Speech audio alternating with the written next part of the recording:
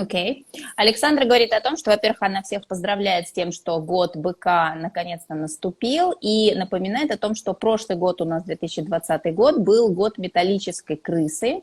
В этом году элемент металла продолжает присутствовать, потому что это год, опять же, металлического быка, но в сочетании с крысой это был металлический год с элементом воды. А год быка – это металлический год, из-за того, что это год быка, это будет также присутствие элемента земли. То есть происходит заземление всех процессов, определенное замедление их, какой-то более такой упорядоченный, взвешенный, спокойный подход. И это первое, что стоит отметить в качестве характеристики того, как этот год для нас пройдет. So what we can notice is that both 2 years are metal years. So somehow, in some way, the topic of metal, and I will say again what it means, is still there. It's on the top, we say. It's the most expressed.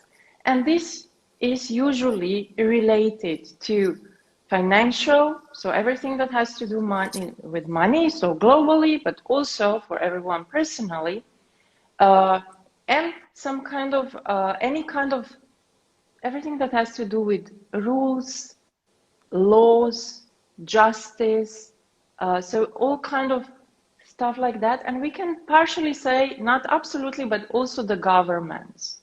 So we have already seen now a lot of changes, unusual things going on last year regarding all kinds of government structures, rules, and so on. So in a way, this year, this continues, but there is a difference between the metal from last year and the metal from this year. Metal from last year was so-called yang metal, and this year it's yin metal. So these two have different characteristics. Let me just translate this a little bit, yeah. Александра говорит о том, что элемент металла, который присутствует и в прошлом году, и в этом году, он, как мы видим, продолжается, и это означает, что будут продолжаться темы, все, что касается финансов, как в глобальном смысле, так и в индивидуальном смысле. Это все, что касается государственных политик, правительственных каких-то движений, правительственных изменений. Мы видели, как в прошлом году, в общем-то, довольно много перевернулось с ног на голову в довольно-таки многих правительствах многих стран.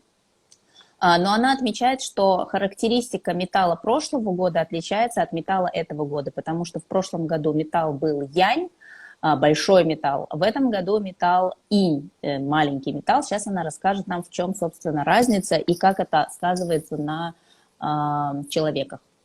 Yeah. So yang metal, that was last year, is obviously something which is, first of all, more active, and it's like chopping the wood. No, so it's like an ox. I mean, there's different ways to explain what it is. It can be a sword, it can be an axe. So it's something like very active, wants the things to happen.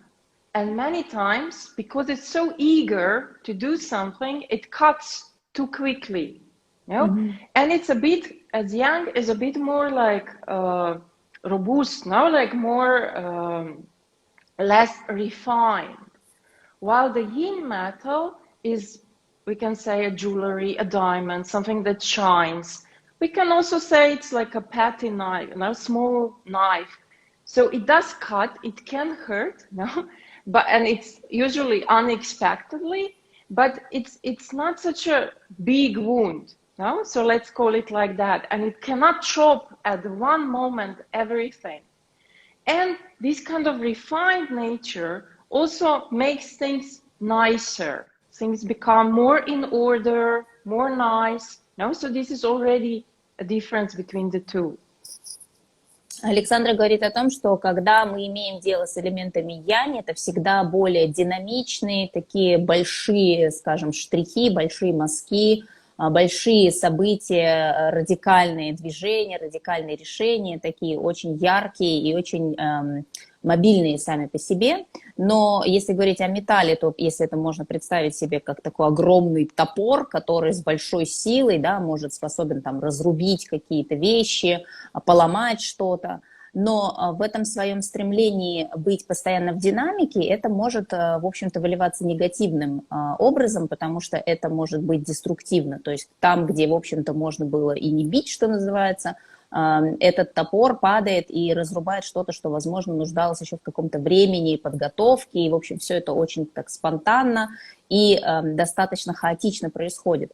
Что касается металла инь, это всегда более утонченная, как бы изощренная работа, это как если вот представить себе такие ювелирные изделия из металла, то есть мы уже говорим здесь не про пилу, не про топор, не про огромный молот, да, из металла, а такие металлические предметы небольшого размера, небольшие перочинные ножички, то есть им все равно можно еще повредиться, да, но, как правило, это гораздо меньший масштаб, и обычно это все-таки происходит более спокойно, с меньшим таким раскачкой, с меньшей раскачкой, с меньшей амплитудой раскачки маятника, более предсказуемо, хотя все равно иногда внезапно какие-то вещи могут еще вспыхивать.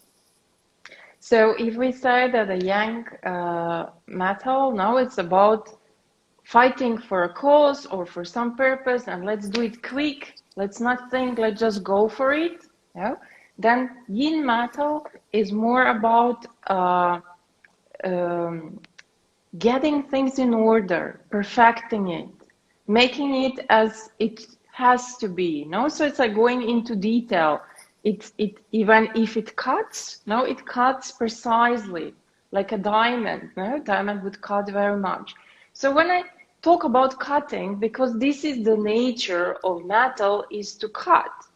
It's not necessarily always something bad, because we need to shape things. So through this we can talk about shaping. No, if in last year things were shaping in a very let's say raw way and unclear structure, this year it starts to get nicer shape, details, Sculpting. more clear. It's like sculpting it.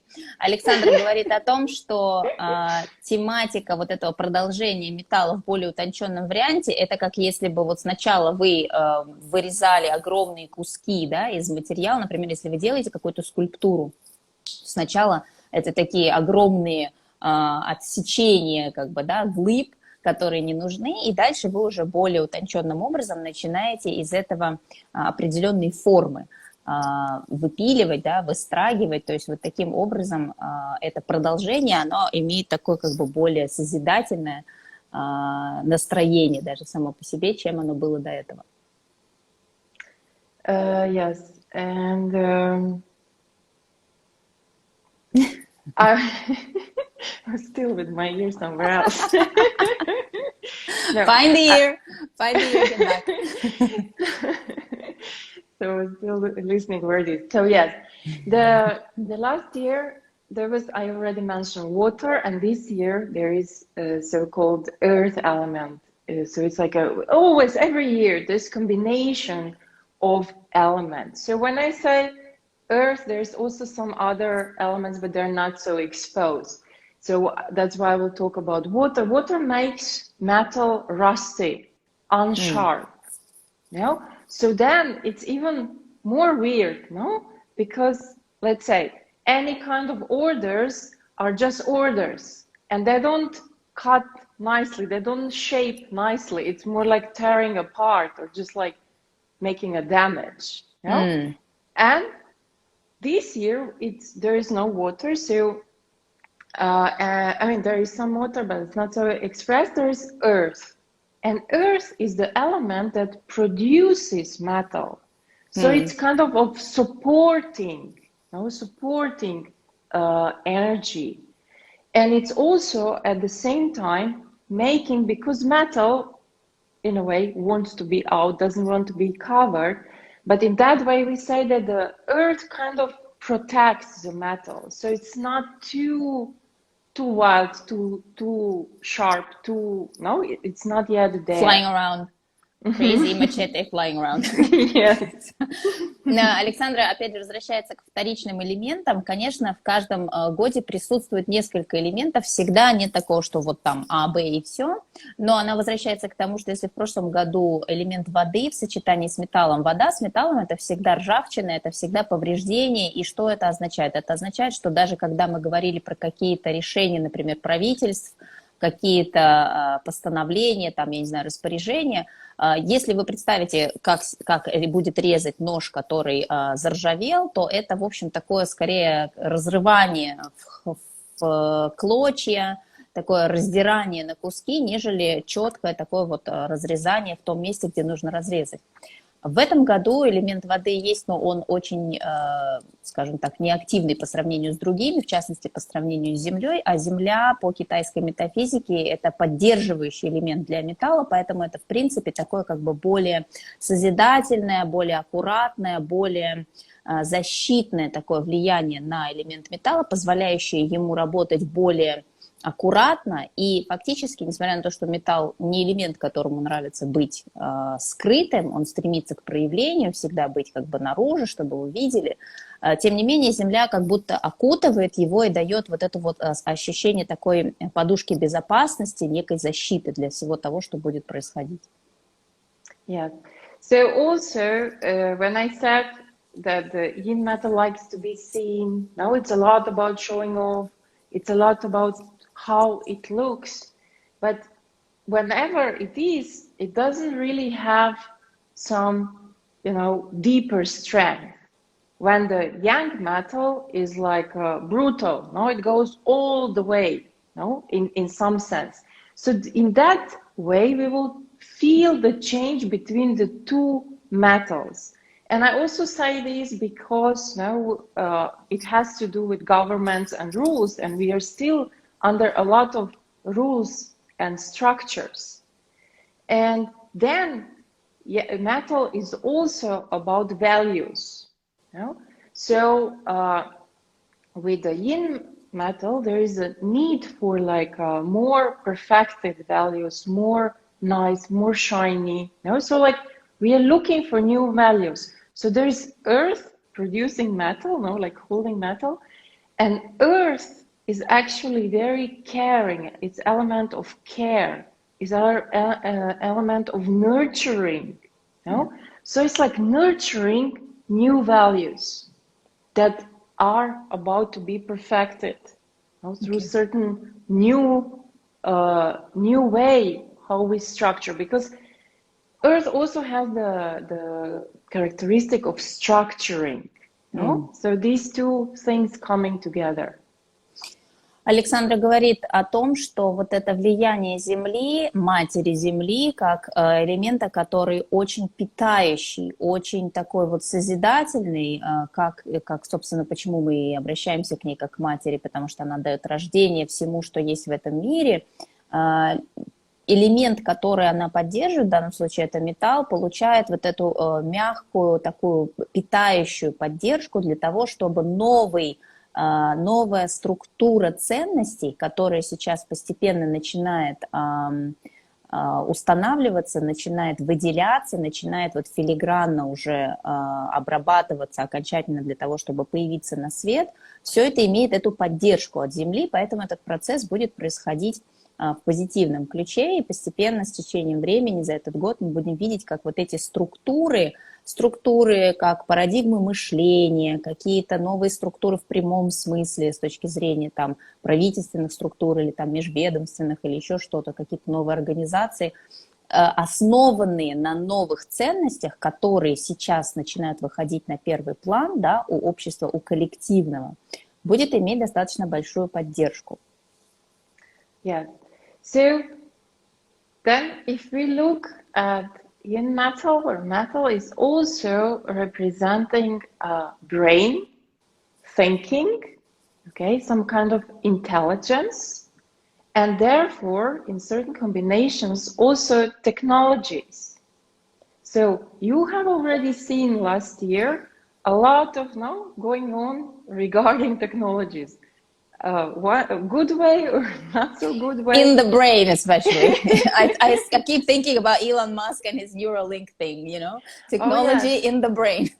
Yes, he's timely with the 2021 because it really is about now the brain and technology. But then let's look a little bit now when we talk, because we are in a way scared of all these kind of news and chips, and yin metal is a perfect thing that represents an element that can represent a chip. Yeah?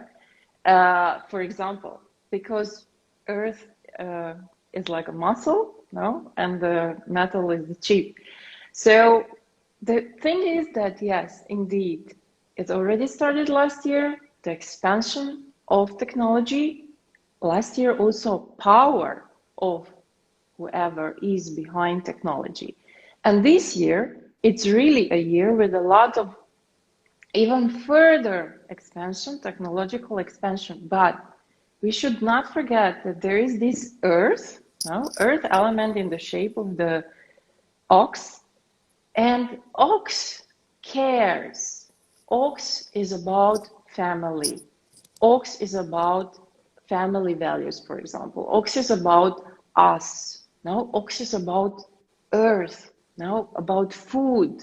Okay, all these kind of things. So metaphorically, it means technology cannot just serve its own purpose, but it will have to like readjust to like earth and human, earth-based human needs, no? Let's say like that.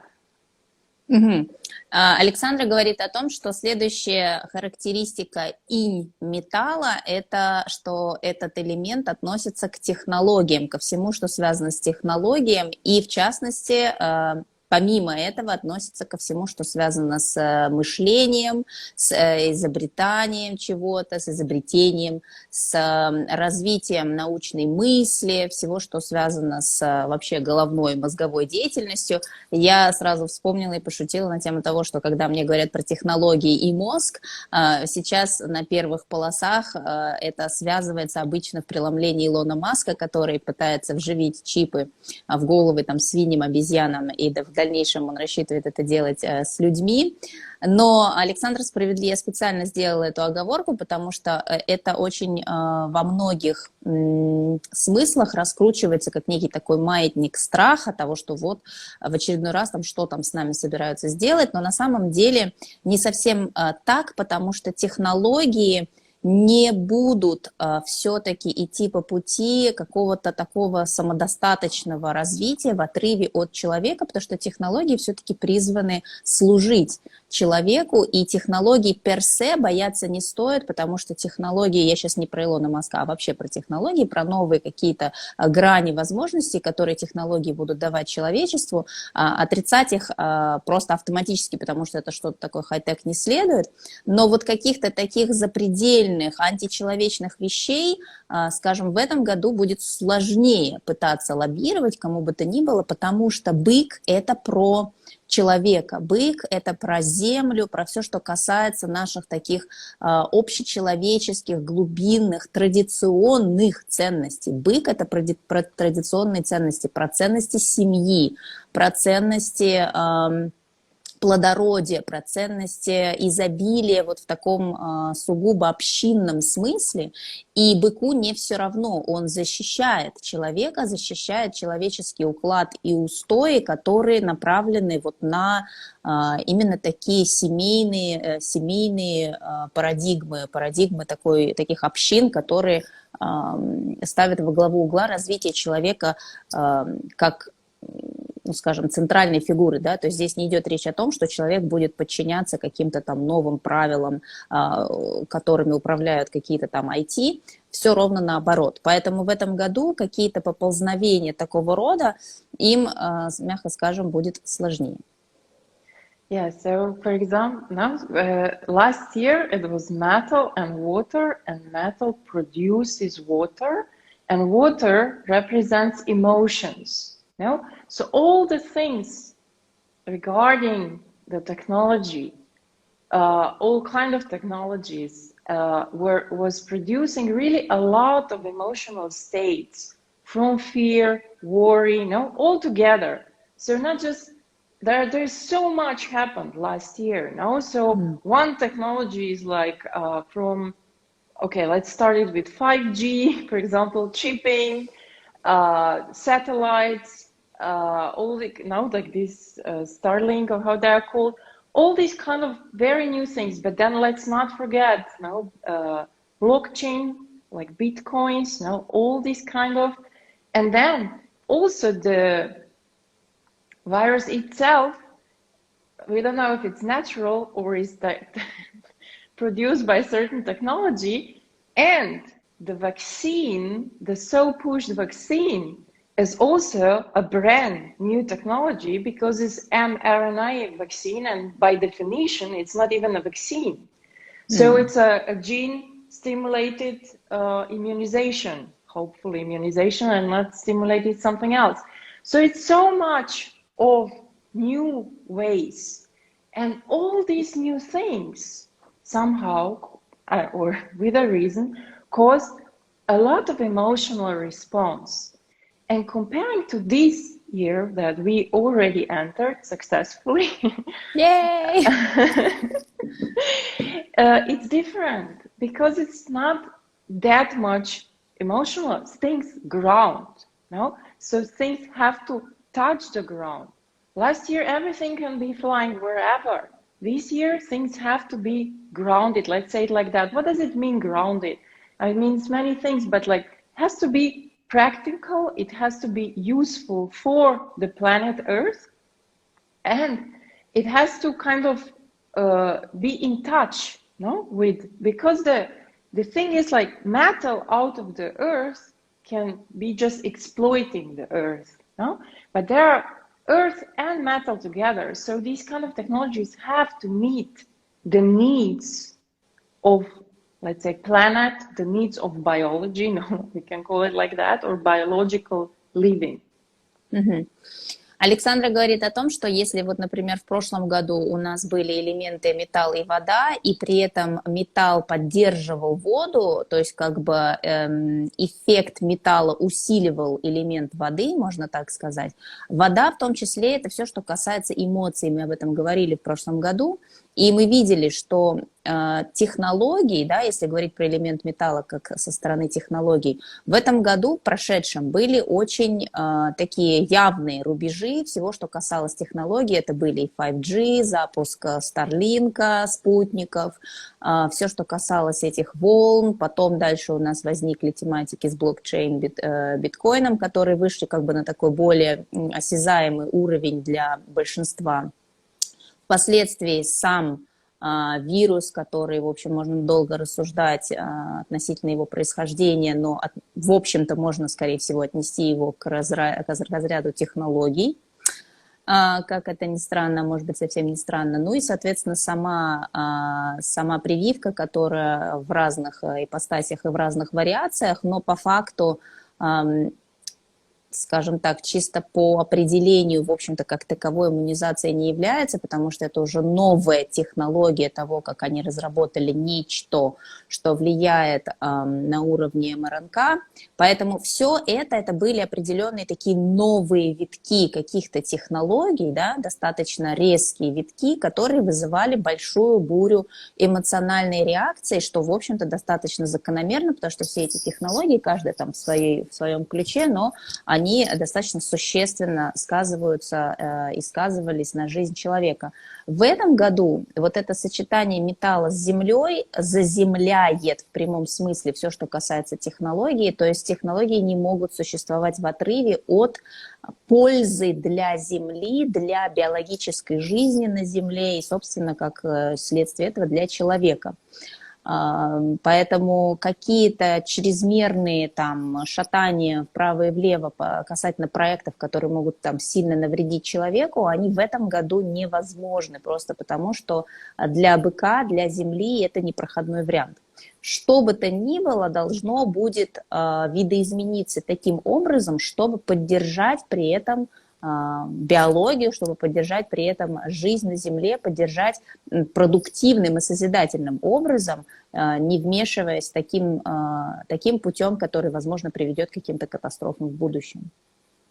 So the ox, the earth, it also, interesting enough, symbolizes, as I already said, traditional things, but we can also say it is connection to our past lives, our collective past civilizations. No? So also the combination of the new technology, yes, it can be something like, made, but it also means that we start to re-remember. We start to re-remember technology, let's call it technologies that we can use just with our energy body. So in a way, and it's also like through the yin metal, like it's connecting to the stars, to the universe now, in that sense. So the thing is that yes, we are all now focused to the big tech and I don't know, all kind of different technological improvements and really big extension of it. But in a way, it also, what is outside, remember, it always mirrors us.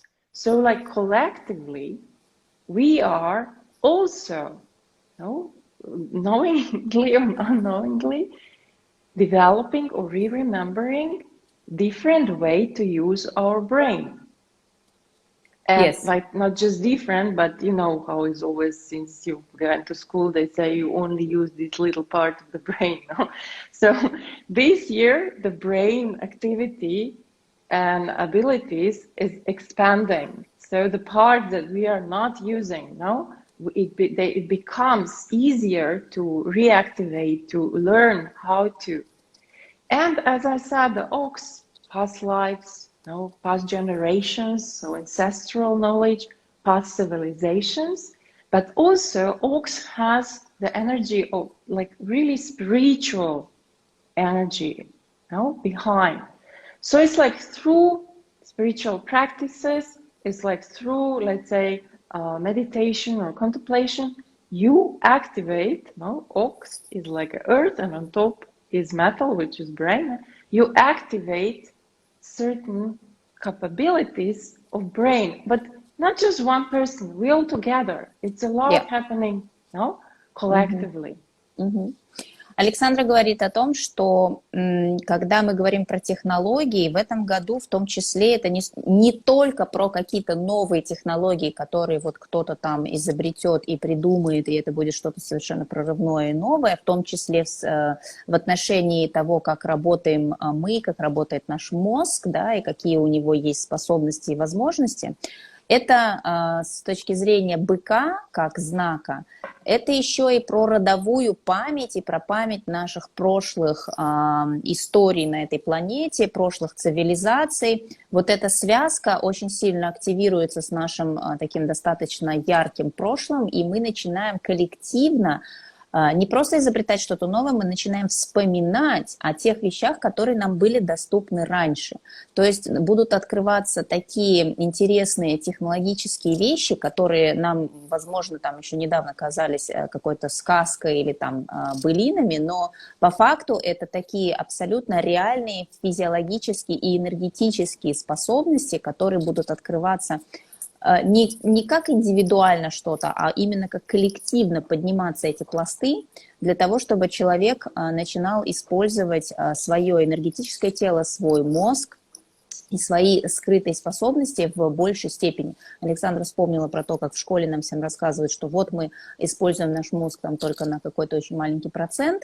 Вот с этого года этот процесс пойдет в сторону того, чтобы начинать использовать больший процент тех ресурсов, которые в нас заложены, в том числе с точки зрения наших мозговых вещей, но и в целом по энергетическому полю. И так как бык – это в том числе про духовное развитие, потому что он, скажем так, способствует всему, что связано с родом и продолжением, да, вот этого семейность, традиционность рода, да, в будущее, это всегда через духовное развитие, это основополагающая вещь, то, соответственно, через медитации, через практики, через духовные какие-то упражнения, наблюдения, как угодно, там, созерцание, можно будет подняться вот на этот следующий уровень того, как мы можем оперировать своими ресурсами, которые до этого были скрыты. So yes, it's like really we become like antennas, but we can also ground. No? So there's this kind of idea there, and also all these things. Now, like we can address the health because this has been the biggest topic of last year. I think. Artificial intelligence is needed to count how many times the word COVID-19 was said, probably, because nobody can count that. So I'm a bit joking, but the thing is that metal, as such, if we look at the health, metal is related to the lungs, and it's also related to the digestive, to the colon. But as it was last year, it was all about the respiratory issues. Now, in a way, this continues. So it's not easy to say that this will just like kind of completely go away, because this topic actually, in a way, partially even more fits to this year than to the last year. So there will still be a lot going on. But if we look what the lungs are about, they are in a different way. It can be interpreted. So they are about regrets from the past, and then you're sad. And this can be regrets of like nations, regrets of the civilizations, because we didn't learn, we didn't use our capacity, and we kind of fail. So in that sense, we are all together, kind of through this story, being ill or not ill, we are collectively letting go of regrets where we kind of made wrong and have a feeling that there will never be a chance again. But the chance is now, and now that's because of these memories, Oak's memories, because of these memories, we are so scared. We're not scared, but like, oh my God, where's this going? What is going to be? Because somewhere we have the memory of fallen civilization. It's nothing else. Even Rome, was like a civilization that really was very developed for that times, and then just collapsed. So it's in us through these kind of health, breathing relating health issue. We are releasing this issue, because breathing also means how much of life you can take in, how deep, how relaxed, how enjoyable you can breathe. Yes. And so like collectively, we are somehow working on that. And like with all the pollution going on, like from water, air, everything is polluted. So we are kind of, now the lungs are also about allergies and all these kind of things. So we are trying collectively to clear, to release this kind of a collective intoxication. Thank you. Yes. Yes. Александра говорит о том, что с точки зрения здоровья, в общем-то, в этом году все, что касается респираторных тем и легочных тем, даже больше подходит по элементам, поэтому тема это состояние здоровья людей будет продолжаться. Никуда она в один день, естественно, не уйдет. Но она говорит о том, что в плане того, что бык – это всегда отсылка к неким историческим прошлым нашим знаниям и опытом, мы коллективно сейчас проживаем фактически отработку такого сожаления за какие-то наши коллективные общие ошибки в том, какие мы решения как общество принимали достаточно длительное время, сожаление и определенная тревога, которая коллективно присутствует в нас по памяти, потому что мы проживали вот эти циклы, да, цикличные события цивилизации, когда там Рим, например, да, находясь на пике своего развития, потом внезапно происходил коллапс. Все эти процессы коллапса цивилизации, они заложены в нас, в нашей памяти, и мы, помня об этом на очень глубинном уровне, подходя к некой черте, потому что мы к этой черте подошли, вызывает внутри коллективного вот это ощущение, желание очиститься от всего этого багажа ненужного, да, который приводил в прошлом к решениям, которые заканчивались не самым лучшим образом для тех или иных цивилизаций, и пойти дальше. И вот этот момент неизвестности, который наступил именно сейчас, момент, когда нужно принимать решение, куда дальше мы будем двигаться, как цивилизация, этот момент уже сейчас, он вызывает очень много тревог, и в процессе этой тревоги мы фактически отрабатываем через наше легочное пространство все вот эти вот зажимы и прошлые ошибки, потому что легкие это всегда про то, насколько ты способен наполниться жизнью, насколько ты способен спокойно, размеренно дышать, насколько ты способен наслаждаться этой жизнью, насколько ты вообще живешь. Если сделать небольшую вставку про психосоматику, то все легочные тематики всегда связаны со страхом за жизнь. Ну и все, что касается там аллергических реакций и интоксикаций, тоже обычно связано у нас с легкими, просто потому что это более глубокий уровень этих аллергий. И Александра сделала отсылку к нашей экологии, в том числе, что не просто мы сейчас прорабатываем токсичность общества, к чему мы пришли как цивилизация на данный момент, но это еще и токсичность нашей окружающей среды, где вода, воздух, почва и остальные наши, так сказать, вот наша среда обитания сильно отравлены, и мы, находясь во всем этом, так или иначе понимаем, что это путь в никуда, и что нам стоит пересмотреть какие-то вещи того, как мы относимся к своей среде обитания, к своему дому, для того, чтобы не погибнуть вот от этого ядовитого для себя окружения. Но вот здесь речь идет об ядовитом окружении как в физическом, да, в плане экологии, так и психоэмоциональном, от того, что мы тянем очень издалека, из прошлого, как такую вот память веков. И поэтому вот эта отработка через легкие, она, в общем-то, определенным образом неизбежна была.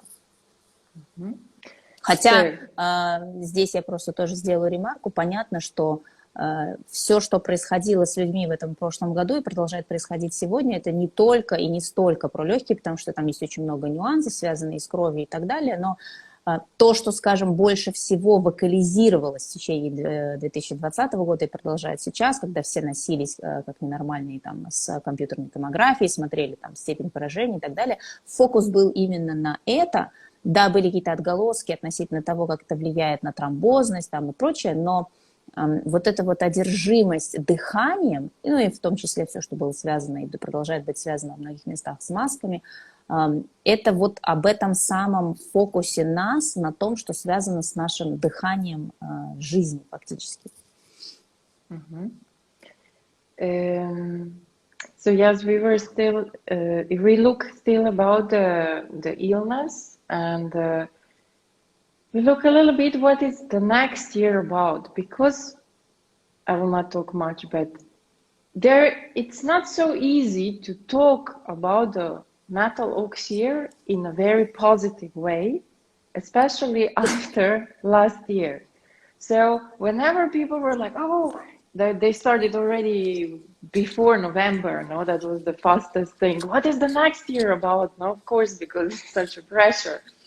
And all the way, and I was like thinking to myself, I would so much prefer to talk about 2022 than 2021. Let's talk about 2022. Let's just skip 21. It's not that 2021 is as bad, but it's like rebuilding so much. You know? It's really like about rebuilding, regenerating, renovating. You know? It's literally, yes, you got this house, but now you have to rebuild everything. There's so much to do. And it's not going just smooth. It's a lot. It takes a lot of effort. No renovation is ever smooth. Yeah, 2021 is even less.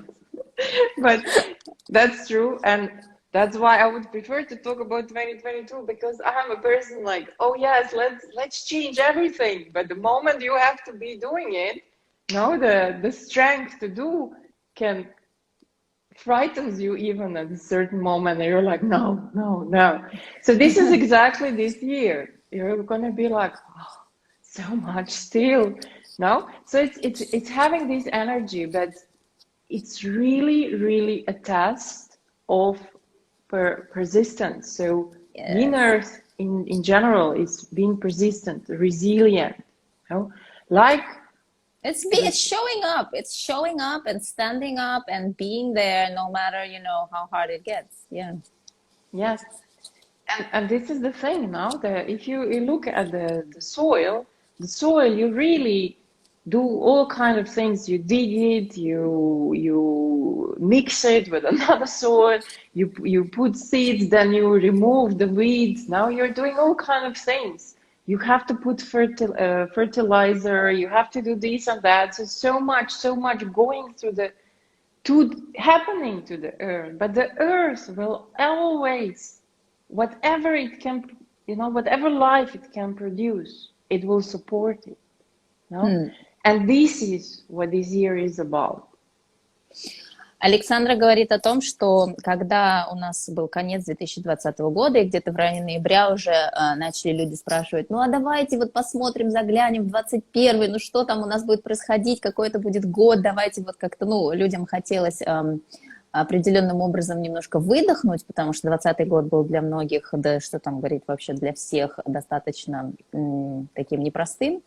И Александра тогда уже говорила, ой, ребят, давайте поговорим лучше про 22-й, потому что 21-й год, он на самом деле достаточно тяжелый. Вот несмотря на многие позитивные моменты, с которых мы начали, тяжелый в каком смысле? Он требует большой отдачи, он требует большой терпимости и терпения, он требует большого внутреннего стержня, который понадобится для того, чтобы довести нужное до конца.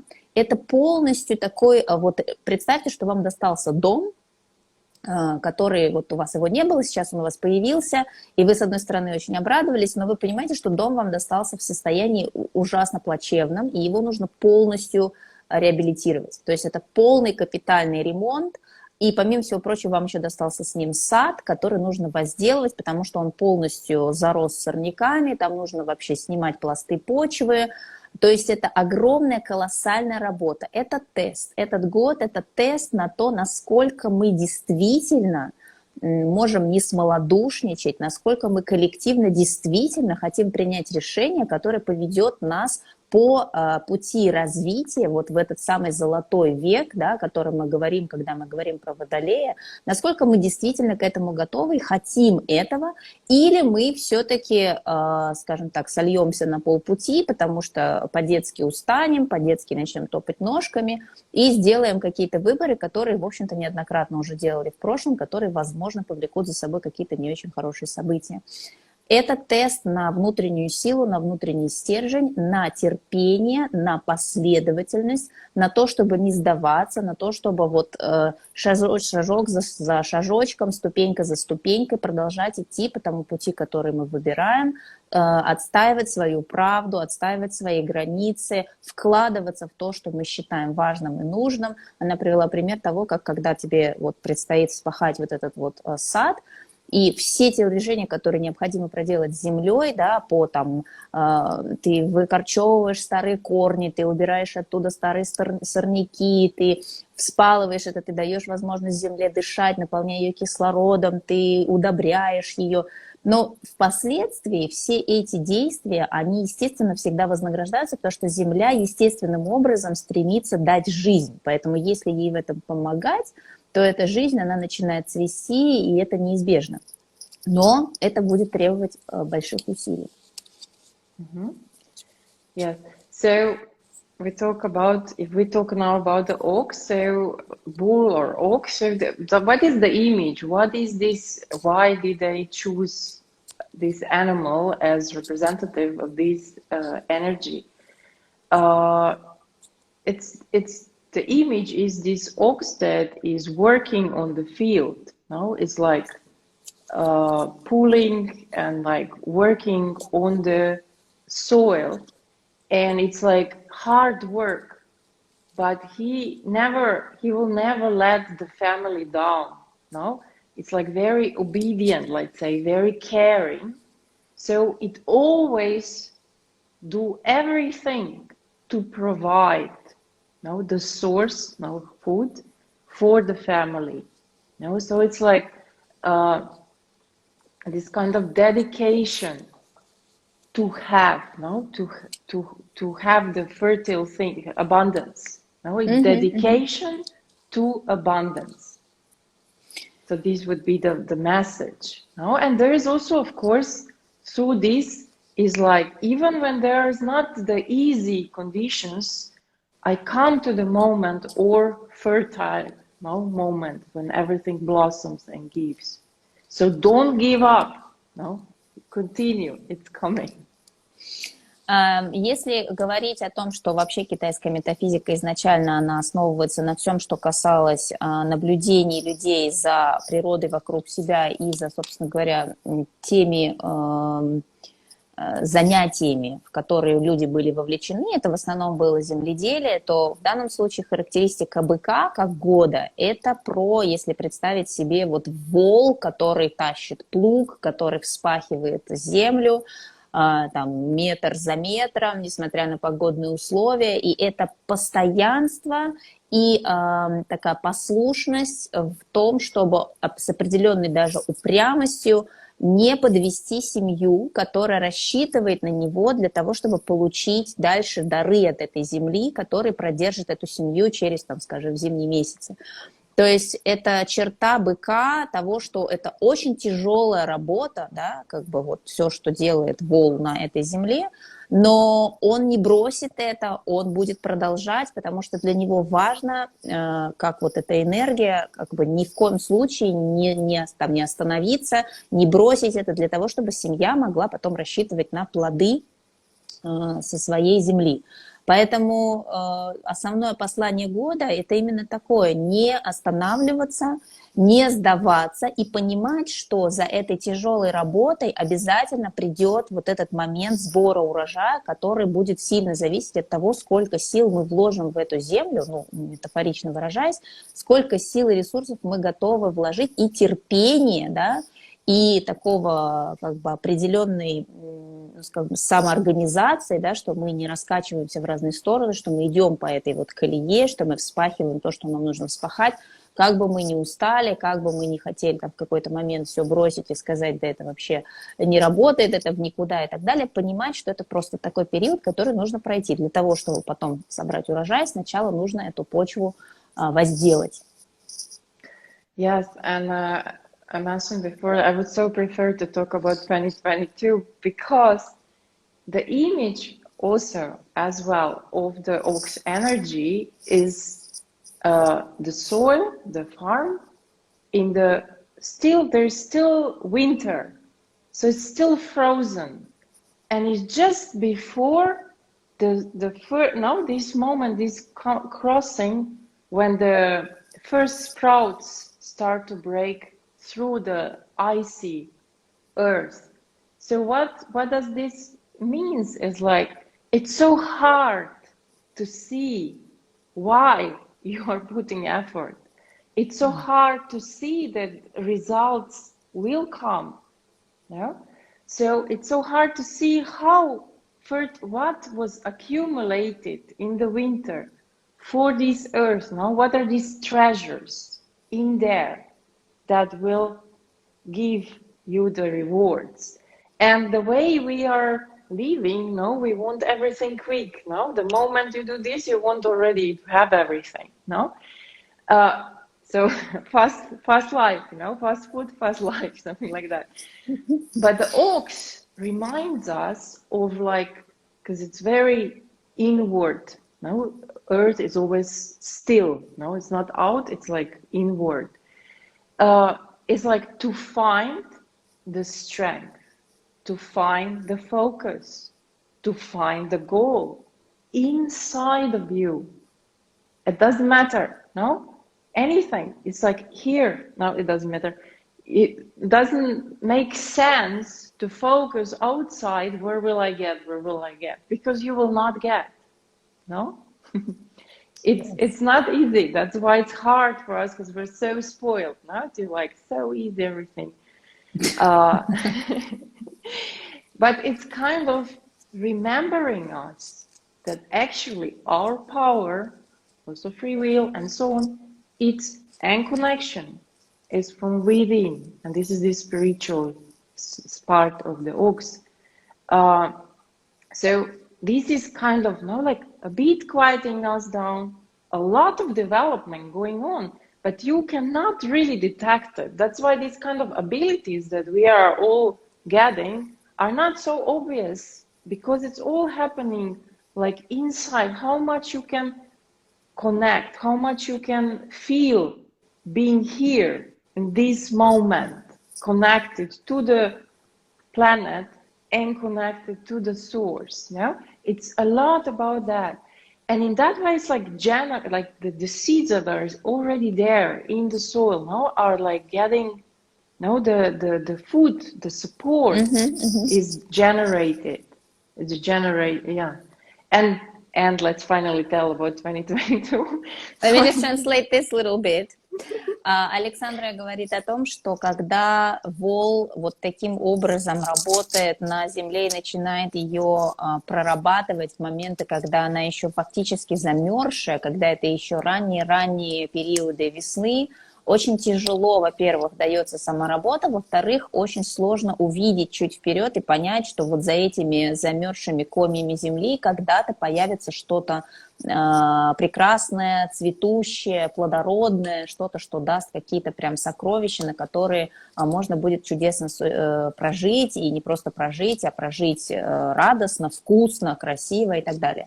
Люди коллективно, мы сейчас достаточно избалованы, мы привыкли к быстрой динамике того, как мы живем, нам нужно прямо все и прямо сейчас, быстрая еда, быстрые услуги, все моментально. Люди, в общем-то, в своей целостности немножко разучились ждать, и ждать именно не просто в состоянии бездействия, а с пониманием вот этой связки с моментом, когда ты осознаешь, что ты сейчас вкладываешь что-то условно в эту землю, понимая четко и зная, что эта земля впоследствии вознаградит тебя чем-то еще, и сейчас тебе нет никакого смысла барахтаться, жаловаться, сдаваться, бегать, носиться, рвать на себе волосы. Вот это то, что ты сейчас делаешь, а именно фокусируешься на этой земле. Но земля – это элемент про взгляд внутрь. Поэтому это больше про сейчас, в этом моменте, вот эту терпимость, вот это усердие, прилежание, я не знаю, обязательность и просто внутренний стержень нужно искать в себе, не пытаться найти его в ком-то, не пытаться найти кого-то, кто сможет вот таким образом поддержать, подтянуть, вдохнуть в вас какие-то новые ресурсы. Все это нужно найти именно в себе. Это упражнение именно на этот процесс, на то, чтобы прожить этот период максимально заземленным, максимально соединенным в моменте с Землей, с планетой, с коллективным, с источником, и при этом понимая, для чего вы это делаете, но черпая эти ресурсы исключительно изнутри себя и полагаясь только на себя в данном случае. So I said that to finally say what comes after metal ox is actually a water tiger.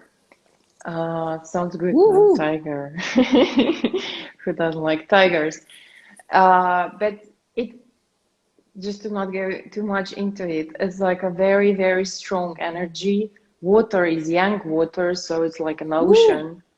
And its yang wood is tiger, and tiger is about adventures, exploring, connecting, all these kind of things, no fear, let's say like that. And a very strong life force, like very, very strong energy. So to compare, no, how do these two go together? Actually, the metal ox is expansion inside. Yes. That results in the expansion on the outside. Yeah. Because don't forget, we said Earth produces metal. This Earth is not so stagnant completely. It's already giving, it's already happening. It already produced all the valuable minerals, gold, whatever, no? It already produced. So it's like inner value is like generating, no, or becoming, coming to that. So it's like the inner expansion, if we talk more like in alchemy, and then the result is 2022 when it's on the outside, no, like expansion of our consciousness will reflect in what will be going on. Sounds wonderful. Александра говорит, ну, а, собственно, ради чего вся вот это вот вспахивание и к чему, собственно, это все нас приведет, если мы выстоим, если мы не поленимся, если мы проработаем все, что мы должны проработать, и вложимся в эту нашу метафорически заявленную землю для того, чтобы получить плоды потом. 22-й год – это будет год водяного тигра. То есть уже само по себе это, в принципе, звучит достаточно приятно и интересно. Кому не нравятся тигры, как говорит Александра, тигры чудесные, грациозные, сильные, мощные, смелые, динамичные, красивые животные. Но помимо всего прочего, элемент воды, это будет элемент воды янь, это просто такая огромная большая вода в виде океана, и это огромная динамика по свободе, соединению, контакту, общению, раскрытию, познанию, то есть всему тому, всей той экспансии, которой вот сейчас в последнее время нам всем очень не хватает, без страха. И как эти 2 года связаны между собой, почему они вот таким образом у нас как бы перетекают из одного в другое. Сейчас, когда мы фактически занимаемся возделыванием этой земли, процессы в земле уже идут, уже идет определенная конфигурация того, что есть микрофлора в этой земле, уже идет насыщение минералами этой земли. То есть, несмотря на то, что мы продолжаем работать, у нас вот это вот состояние, что мы тянем этот плуг, и кажется, что это никогда не закончится, и вроде как бы ничего не происходит, в земле происходит уже очень много. Поэтому этот год, 21, это все про экспансию внутри, про расширение себя внутри себя, про то, какие процессы внутри себя мы взращиваем, да, индивидуально, но по факту это будет коллективный процесс. Для того, чтобы в 2022 году этот процесс перешел вовне и началась экспансия внешняя, когда это большие вспышки каких-то событий хороших, да, приносящих какие-то новые знания, новые там свершения, новые открытия, что-то такое волнующее, динамическое, как бы то, что вот на поверхности видно, все это проживают, и в этом очень такие хорошо заряженные эмоции. То есть из этого расширения внутри впоследствии мы выйдем в расширение снаружи. Но то, как мы используем этот период сейчас, вот этого расширения внутри, потом скажется на то, насколько будет созидательной или деструктивной вот эта энергия, когда океан этим водопадом разольется и выльется в мир. So it's a lot about so-called generating inner power. And it is a little bit, it has one side, not absolutely, that is a bit of like, you know, like the monks will go and stay for I don't know how many months in solitude and so on. No? But then so we can, because it's Valentine, we can also address that part. So the love and so on. So the year of ox, metal ox, in a way, ox doesn't care. He can be on his own, no problem. So he will not go into relationships that are not having like a long-term perspectives. No, because ox likes family. Ox likes to build. Ox likes to form. No, it's very concrete. No, the earth, we say, whatever you you build, whatever you create, it stays. No, it has legacy. So the ox energy is not so interested in things that are not about to last. Yeah. So the ox, as such, no, as the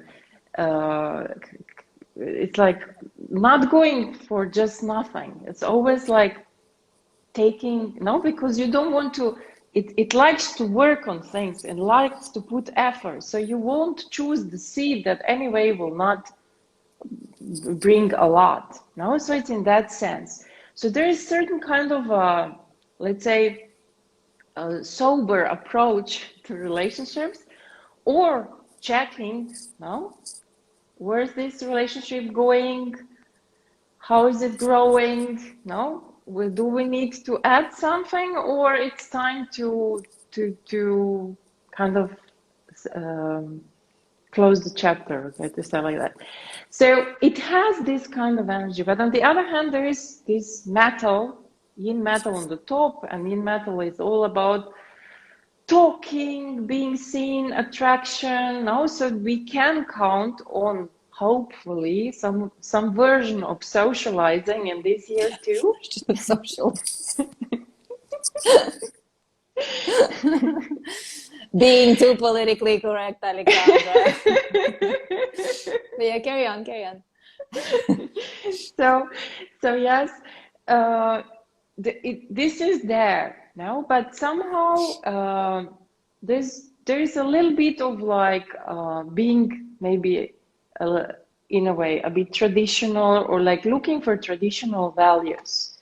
The year is definitely we need those. We need those big time. Yeah. High time for that. There will still be a lot of talking, a lot of information, big mess, no?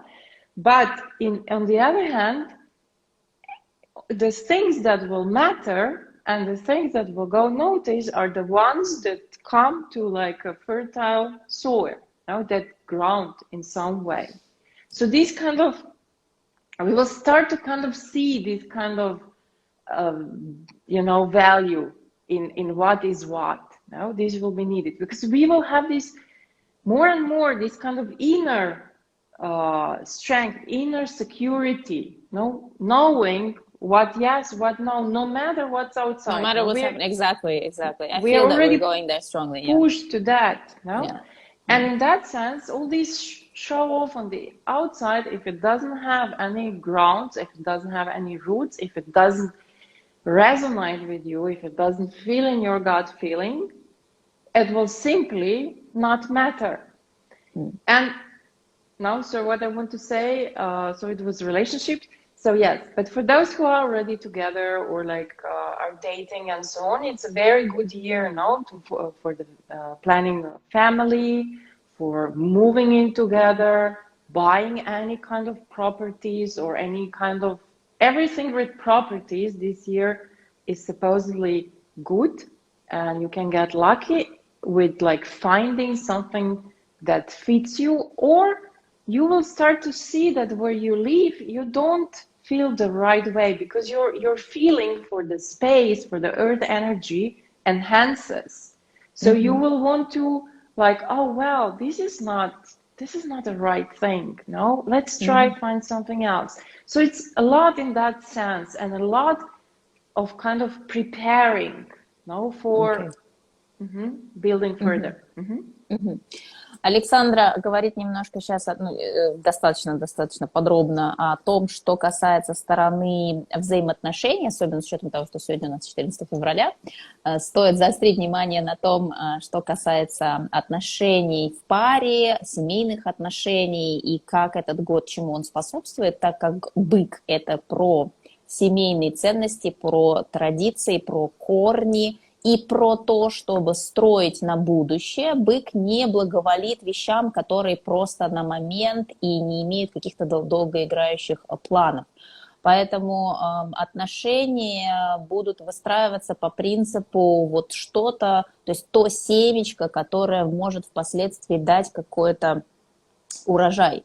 просто пустые, холостые семена, которые просто вот на сейчас, на момент, там, на сегодня порадоваться жизни и успокоиться, не будут, в общем-то, в избытке, просто потому что бык не поддерживает такие связи, и они, если и будут происходить, то будут происходить значительно меньше, потому что у них нет энергии поддержки для этого. А вот все, что касается встреч и выстраивания взаимоотношений на долгосрочную перспективу, это в этом году очень хорошо будет поддерживаться. Если вы уже в отношениях, если у вас уже есть семья, то это хороший момент для того, чтобы укрепить эти отношения, обсудить какие-то вещи, которые требуют там, каких-то видоизменений для того, чтобы сделать это еще более приемлемо для обеих сторон, более, скажем так, отвечающих запросам каждой из сторон. То есть все, что касается какого-то планирования на долгосрочную перспективу в отношениях, в этом году у этого есть очень сильная поддержка. Что касается ценностей в целом, очень сильно будет заметно, как в нас и коллективно, и индивидуально укрепляется вот этот внутренний ориентир на то, что же на самом деле важно.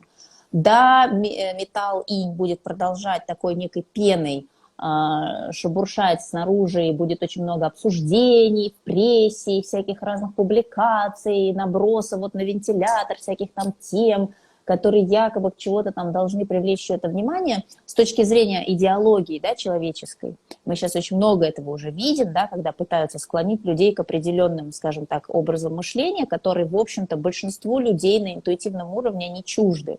Но была такая пауза определенная, когда люди, наблюдая за этим, не могли понять, а что, ну, может быть, действительно так вот сейчас как бы надо, потому что вот времена новые, может быть, в этом ничего такого. Но по факту все то, что действительно отражает истинную суть человека, традиций, ценностей, связанных с развитием человечества вот по некому такому духовному пути, внутри у каждого человека, кто более-менее как-то с собой вообще имеет некую связь, они все равно всегда проглядывались. И человек на очень таком глубинном уровне чувствовал всегда, что резонирует, а что не резонирует. В этом году это еще более укрепится, потому что бык, он вот ему до этой всей пены совершенно нет дела. Даже если все вокруг будет звенеть и звучать на какую-то там тему, если внутри не отзывается, потому что это не соответствует вот этим самым таким традиционным, родовым ценностям людей, это не получит субстанцию, то есть это будет неважно, это пройдет, как вот эта пена смоется, и в общем-то, никакого остатка от этого ни для кого не останется, простите за тавтологию, потому что люди, это не значит, что люди будут выходить на какие-то там громогласные протесты и митинги, чтобы заявить о каких-то своих там иных взглядах, но просто внутри себя каждый будет принимать решения и отметать то, что не соответствует вот этим вот принципам. И когда это происходит на коллективном уровне, все любые, так сказать, озвучиваемые вот эти пены, они долго задерживаться не смогут, поэтому будут смываться, что, в общем-то, не может не радовать, потому что на самом деле мы действительно подошли вот сейчас уже в моменте истории к периоду, когда это необходимо, потому что пены стало слишком много, она давит, и у многих действительно сносит крышу, потому что люди теряются и не понимают вообще, где какие ориентиры и на что. Но ориентир всегда внутри, этот ориентир у нас просто на генном, на энергетическом уровне, он естественный, потому что для выживания цивилизации традиционные ценности, семейные ценности, человеческие ценности, да, вот как бы взаимоотношения между людьми, они критичны, потому что без них невозможно развитие цивилизации дальше. На этом будет большой фокус. И еще Александра сказала о том, что в этом году, как у быка, который сильно связан с землей, у людей появляется больше как бы такой интуитивной связки со своим пространством, поэтому в этом году очень хорошо задумываться о том, а там ли вы живете с точки зрения, возможно, вы давно хотели переехать в какое-то другое жилище, там, я не знаю, приобрести какое-то другое пространство для себя, там, оборудовать его как-то иначе. Вот в этом году энергия поддерживает такие инициативы, поэтому там переезд в новый дом, в новую квартиру, там, я не знаю, на землю или наоборот из земли в город, это не принципиально, важно, что прочувствовать, что именно вы хотите, где именно вам было бы комфортно, и сделать шаг в эту сторону. Очень этому благоволит энергетика этого года, и такие шаги будут в большей степени, с большей вероятностью удачными. So yes, I would like to say also that so you're by now familiar with, we didn't make an introduction, 12 animals. And in that cycle now the rat is the first, and now we are coming, but each animal also has its own month. And the ox month is actually January, but what is meant is like what I already said now is this before the spring, before the sprouts, or when it already starts, the first ones already start to grow. But what I want to say is that we have to understand that although it's like pre-stage of a new life, of a new growth, it's in a way also a stage where many things die, no? And it has, because the word toxic or intoxication, no, came today when we talked a few times. Yep. So there is something toxic about the energy of ox, in the sense that whatever is old, unhealthy, unconstructed, and so on, no, became too poisonous, too bad, and it will express one way or another. Also, it's like we don't know. No, there was autumn, and then it's winter, and we don't know which plants will grow again. Let's say like that. No, some grow many times and so on. Which seed will suddenly appear? So some of these, what was put and was in the process of some kind of regeneration, will simply die off. Yeah. So why I'm talking like that is that this year will also bring a lot of things that we will have to let go. They just simply don't serve our purpose from one way or the other. It can be on all kind of levels, no? And it can be from like physical level, because ox is in a way quite a energy of sickness, of illness, and it has to do, among other things, with digestion or colon, no? And this is where we kind of store, no, a lot of toxic things plus toxic emotions. Yeah. So in that sense, just understand that yes, people can get ill. Now the whole story with the virus and so on, no, fits to that, but it's also like releasing.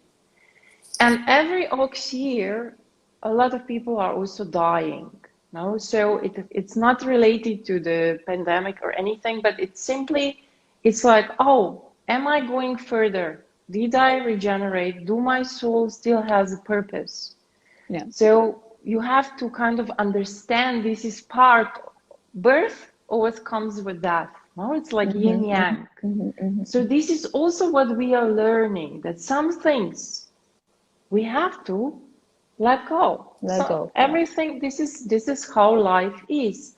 So it can be in many ways, from the job or any kind of relationship, partnership in the work, from relationships. Now, last year caused a lot of tensions between the relationships, because it was a year that normally would be very swirling around, and then people have to be kept, no, at home and face. No, you could not escape. This is your home. This is your reality. This is what you're creating. This is what you're living. These are the people you're living with. No, so it already creates this kind of possibly toxic situation, which this year, 2021, now will be some kind of clearing. Now it's like, even when you eat bad food or toxic food, you have to some way release it, no? So it's to understand this nature of it, but the purpose is, as I already said, that 2022, no? The purpose is to like get rid of all stagnant, all toxic, all non-productive, not giving life, not having any development anymore, so that all the resources, all the nurturing goes to the what is there for you to grow or open. Александра говорит очень важную вещь о том, что вот когда мы говорили про аналогии 2021 год как работа для того, чтобы взрастить или подготовить все условия, чтобы взрастилось нечто, да, которое окажется для нас плодородным урожаем в 2022 году, нужно понимать, что бык в какой-то степени с точки зрения своей энергии это еще и про такой определенный процесс детокса и выведения из своих систем всего того, что уже нам не служит, всего того, что не способствует в будущем вот этому плодородному урожаю, всему тому избавление от всего того, что для нас оказалось уже избыточным, ненужным, старым, отжившим, застоявшимся. И поэтому в плане здоровья в этом году и вообще в любом годе, который проходит под знаком быка, к сожалению или не к сожалению, реальность такова, что многие люди выбирают уйти. Поэтому это вне зависимости от происходящих там вспышек, эпидемий, пандемий и прочее, очень много есть вот этого выбора не идти дальше, потому что там не вижу смысла с точки зрения души или там есть определенный пересмотр того, что хотелось бы проработать. Многие люди выбирают уйти с точки зрения здоровья именно, в плане болезней, в плане ухода, кончины.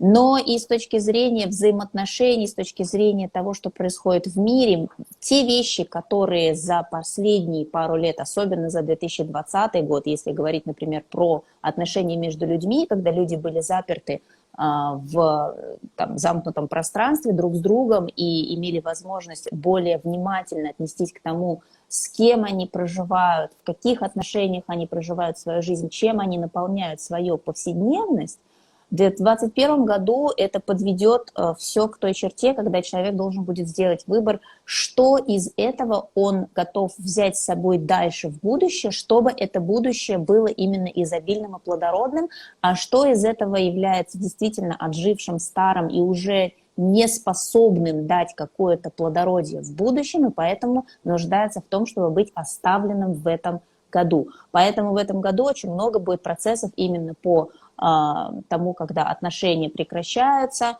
там, семьи могут распадаться и так далее, потому что если человек принимает решение о том, чтобы двигаться вперед ради какой-то вот этой вот долгосрочной перспективы взращивания чего-то очень созидательного для себя, и он понимает, что тот человек, с которым он находится, ему не может дать вот этой дальнейшей динамики, то естественным выбором, которым этот год будет толкать, это именно принятие решения о том, чтобы дальше идти порознь.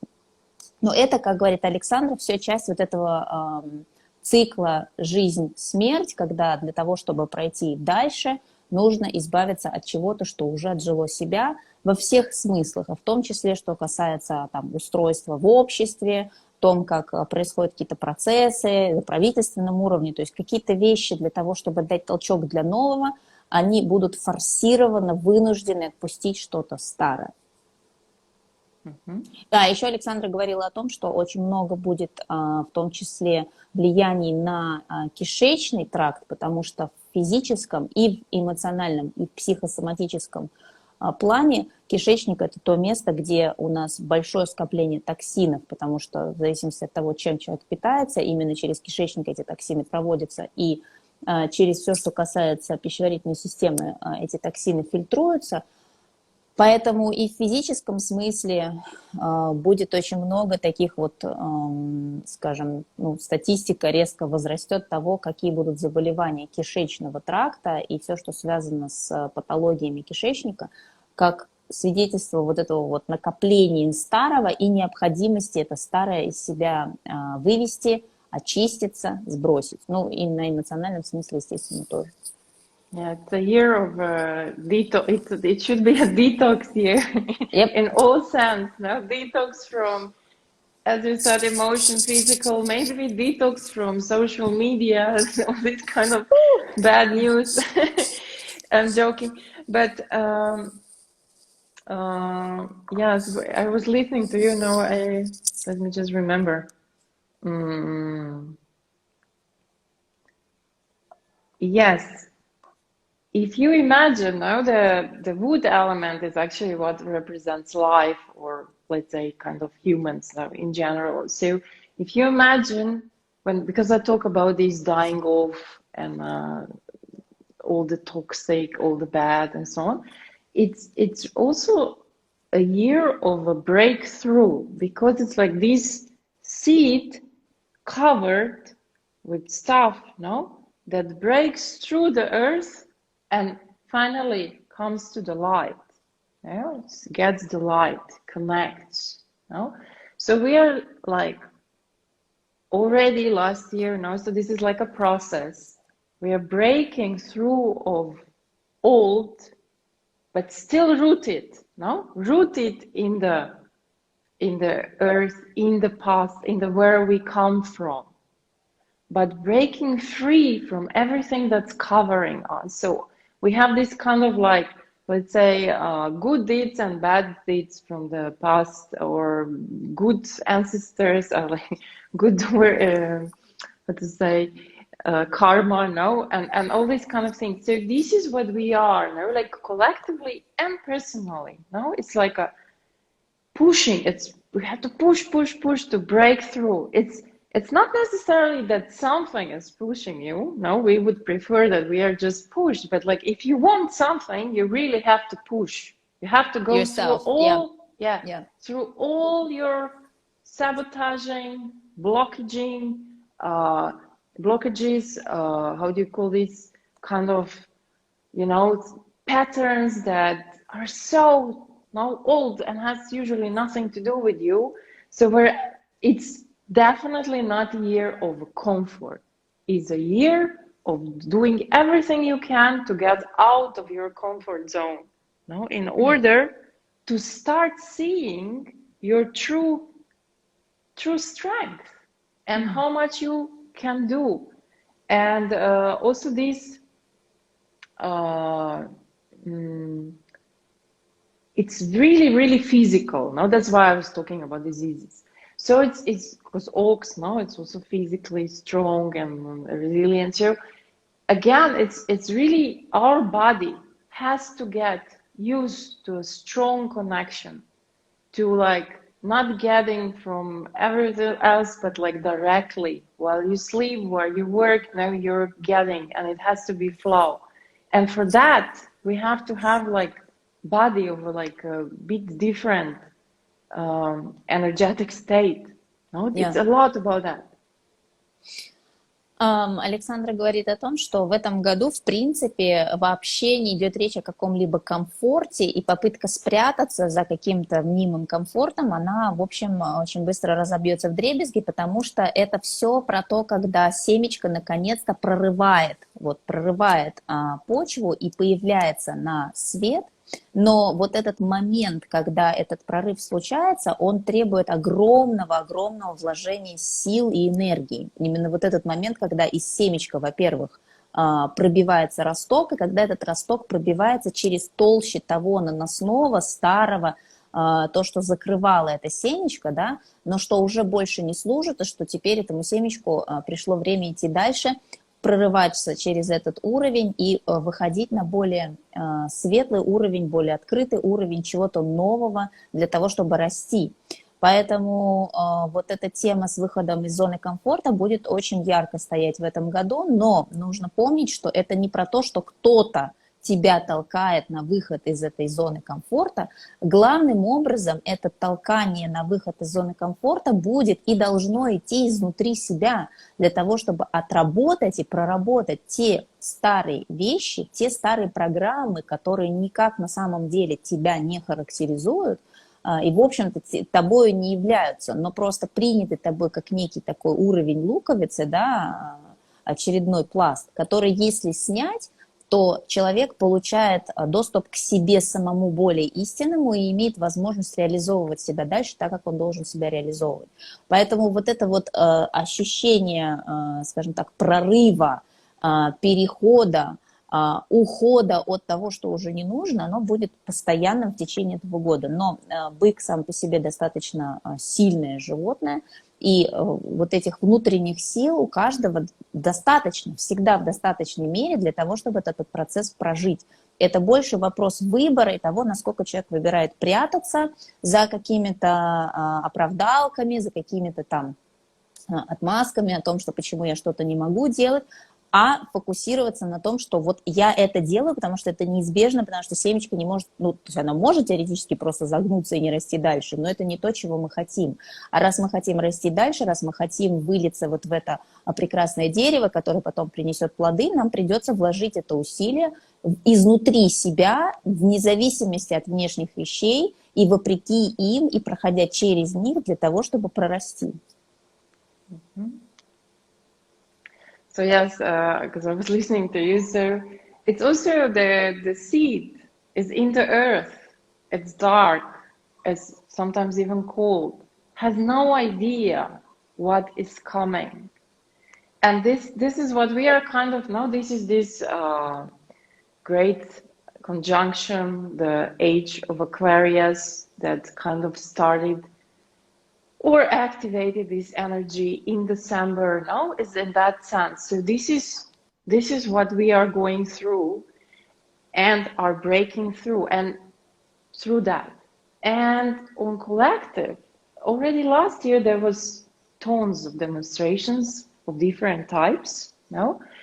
But it is the this kind of Aquarius energy, you know, which coincides, I will say how and in what way in the Chinese knowledge, is bringing this kind of rebellious. It's like, I want to be free, you know? And we are going through this, you know, where we are not free. This is what we are now, where we are covered. We are covered, that the answer is already there. Wherever we are not taking accountability, responsibility, and power for your life, for what you do, this is where we are not free.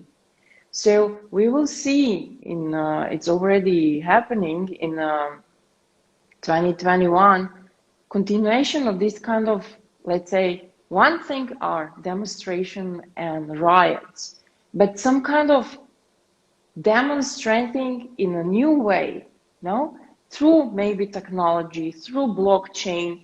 It's about, because we are entering this kind of Through new platforms. Yes, collective, no? It's all about collective, not just because we like each other and we want to be loving each other, but we really are functioning more and more collectively, no? Yeah.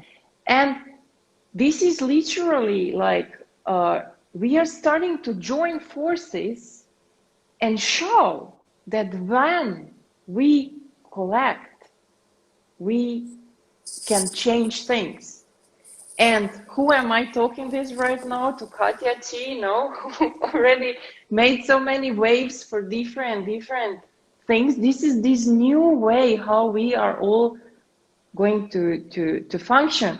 And the example that just happened, and it's like crazy if you look at it from a perspective of philosophy. My ears are falling off. Keep going. And where we are going, the story of, how is it called? Robin Hood something, I don't know. Yeah. So, but yeah. What perspective? So there is this system, monetary system. Already last year I said it's crumbling, it's falling, it cannot stay the way it is. Now we are seeing what it can be. Now it's happening.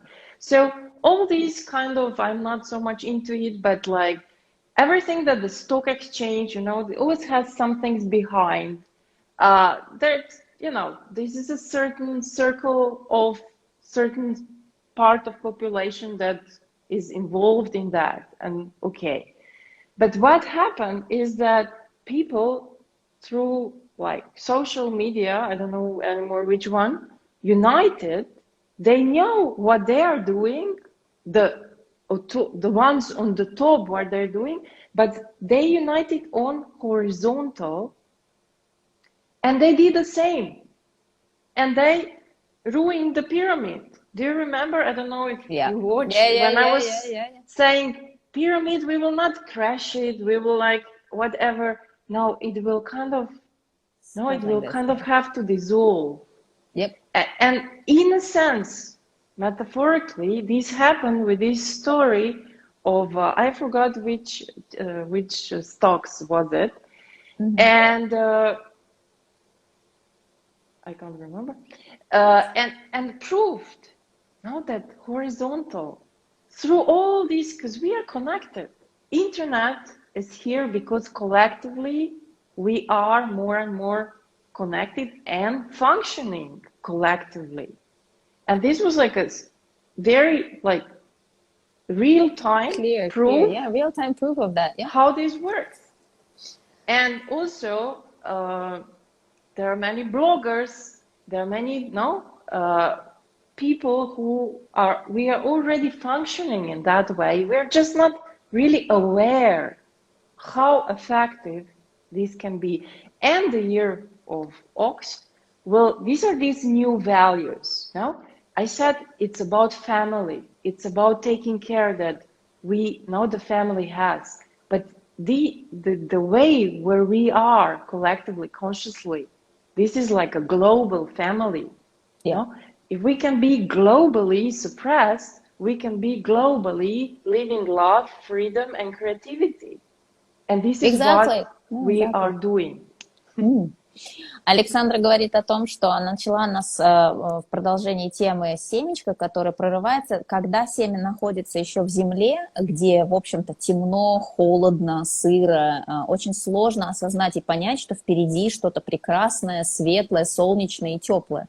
И именно в этом моменте мы находимся сейчас в конце 2020 года, но вот этот процесс по выходу из этого состояния уже запущен, она, опять же, напоминает про активирование тех энергий, которые связаны с эрой Водолея, которые начались в декабре.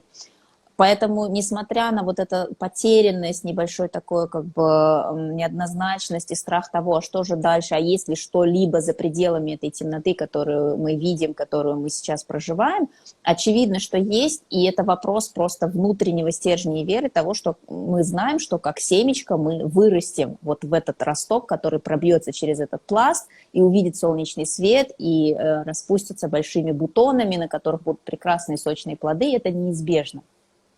Но речь идет о том, что этот год будет подсвечивать нам ровно те места, где мы находимся до сих пор вот в этой темноте этой почвы, несвободные, для того, чтобы мы оттуда могли выбраться. Что такое места нашей несвободы в нашей повседневной жизни? Это все те ситуации и все те обстоятельства, где мы снимаем с себя ответственность и предпочитаем делать выборы, которые не соотносятся с нашим истинным «я», не соотносятся с нашими ощущениями вот истинного знания в себе, где мы живем не своей жизнью.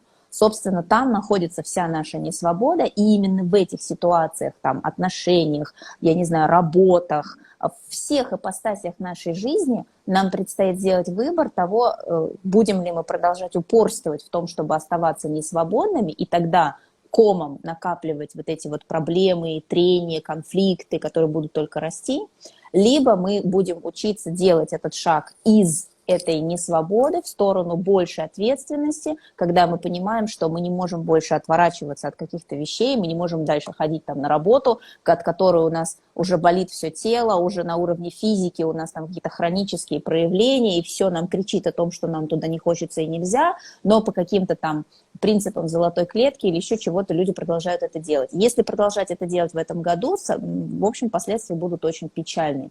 Поэтому этот год весь про такую внутреннюю честность перед собой и постановку целей на избавление от любой несвободы, в которой мы сами себя продолжаем держать. И что касается вот этого коллективного выхода на другие совершенно уровни восприятия вещей, другие уровни взаимодействия друг между другом, другой уровень влияния на коллективные вещи. Александр вспоминает эту недавнюю историю с Уолл-стрит, где, в общем-то, определенное число игроков фондового рынка на определенном уровне, объединившись в горизонтальном смысле, смогли значительным образом обыграть ту систему пирамидальную, к которой мир привык, и привык, скажем так, вот, считаться с тем, что оно вот так, и есть эта верхушка, которая руководит процессами, и с этим ничего не поделаешь, мы уже увидели вот этот процесс раздвигания фактически этой пирамиды в горизонтальном пространстве, где люди, просто объединившись на неком своем уровне, в своем намерении, и совершив определенные телодвижения, для этого смогли поменять эту реальность. И она говорит, что в этом году это в том числе будет отражено в том, как мы взаимодействуем вот через платформы, через соцсети. И здесь очень классно мне приходит в голову как раз-таки идея создания новых соцсетей, которых сейчас действительно создается достаточно много, в том числе та платформа, которую мы готовим к весне. Это все про то, что необходимость вывода на новый уровень вот этой ответственности за то, как мы общаемся, как мы вещаем какие-то вещи, что мы для этого делаем, для того, чтобы сохранять свободу этого слова, на что мы готовы для того, чтобы коллективно вот это отстоять для себя, потому что она говорит, если в прошлом году было очень много демонстраций, беспорядков, чисто физически люди там ходили на улицы, там что-то там громили по разным причинам, то в этом году вот эти протестные настроения, они будут выражены больше всего именно в таких вот решениях, что вот я решаю, что мне это не подходит, и я что-то по этому поводу делаю. То есть гораздо более созидательный подход, вместо того, чтобы громить что-то, что тебе больше там не нравится, или ты как-то с чем-то не согласен, ты идешь и делаешь то, что ты считаешь важным и нужным. Собственно, этот подход, он всегда выигрышный, но в этом году он еще и поддерживается энергетически, то есть не бояться каких-то неуспехов, провалов, там, я не знаю, неудач, а просто идти и делать то, что вы считаете важным для себя, для своей свободы и для свободы коллектива в целом. При этом, естественно, делать это именно с созидательной точки зрения, как вот эти интересные процессы на примере того же там Уолл-стрит или создания новых там платформ, или изобретение каких-то новых продуктов, изобретение каких-то новых подходов к вещам. Потому что, как сказала Александра, если мы можем коллективно быть в состоянии рабства, когда мы коллективно подавлены, да, и кто-то доминирует над нами, вот просто как над целой цивилизацией, то, сюрприз, у нас есть такая же коллективная сила для того, чтобы утверждать и устанавливать новые порядки для себя и по-новому относиться к тому, как мы живем с точки зрения своих свобод. Эта сила в нас есть. Если мы можем позволить кому-то там какие-то экзекуции с нами проделывать, да, и можем находиться в этом состоянии семечка, то у нас достаточно ресурсов для того, чтобы этим семечком наконец-то разродиться в этот росток. Yes, and a very good example of this new consciousness, new way of living that we can't really fully imagine yet, are actually how all the big tech now, we can talk now directly about Twitter, Facebook, and others now, who actually used what is a new thing, horizontal. Now we are all connected, and originally internet was always based on free and all these kind of things. So they made like a free platforms, but they use it and they are trying now to openly prove it. They use it for this, no? Yep. They are the top. They are the real, no, in the end, you have a feeling the world is ruled by Twitter guy who is in, I don't know, Bora Bora, you know? Sorry. True. Yes. So he or others now, like openly, without problem, shout what power he has with a certain actions. We don't need to think why and how and so. But why they will and already are failing? Because they are trying to prove the pyramid system on something which is horizontal and on the consciousness level cannot sustain. Because we as humanity collectively, we are already further from that. Past that point, yep. And it's like about this constant idea of exploiting. No, I have all these data, I have all these people, they work for me every time they open their phone, da da da da da. Oh, I did it so well. Nobody knew what we were doing, but we did it. And anyway, they don't have regulations, blah, blah, blah, blah, blah. And you can see it's already happening. No, for the best one of another good examples of what collective consciousness can do and what horizontal power is how in few days, I don't know how many million of people left WhatsApp all over the world. No? Yep. So this is already showing. Just like 1 year ago, it was like, yeah, I don't know, Facebook, I don't know what. But speaking of tech, he still didn't accept from the right side. The left works. So I have to balance the two. So the passively yes, the actively not. So so yes, like complaining, but everybody would still be using. But now, because what do I do? Then I'm the only one using, I don't know, Signal or I don't know what. No, but now collectively, this is happening. And why I gave the case of this stock exchange story is because it was hedge funds who are making billions. They never make a million, they always make a billion, who in 2 days lost billions. So we don't talk because of the horizontal. So it's not so much about money, how much it is money equals energy. No? Yeah. So it was like obvious evaluation. What, just like, I don't know, there were 8chan or who was that? They were just talking and they did something which was impossible before. So why I'm saying and expressing this is because we are breaking free of this kind of world when some, all are equal, but some are more equal than others, yes. Or way more equal than others. Yeah. And even these that they are openly showing it, thinking how untouchable they are, is already showing that actually, because once things are open now, they cannot sustain the truth. Now that this is gonna change. Another such case is Bitcoin, which is based on the principle that is not the principle of banks. No? So it has already changed so much in the last few years. No? And so why I'm saying all these examples is because in this year, this will get another expansion from that it's even hard to imagine because we haven't experienced such things and we thought, oh, this cannot be different. And this is the key. It's a breakthrough of what we think is real and possible. Yeah.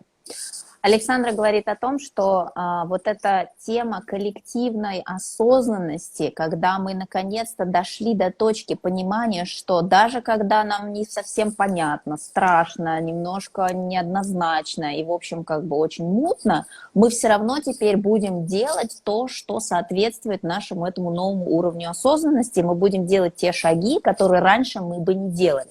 Она приводит в пример все, что касается ситуации с Big Tech, когда, в частности, например, вот в прошлом году многие могли там на что-то жаловаться, я не знаю, там что-то не нравилось, но мало кто реально считал целесообразным какие-то шаги, например, в сторону того, чтобы отказаться от какой-то платформы, потому что, в конечном счете, вот мы все на них сидим, что с этим поделаешь.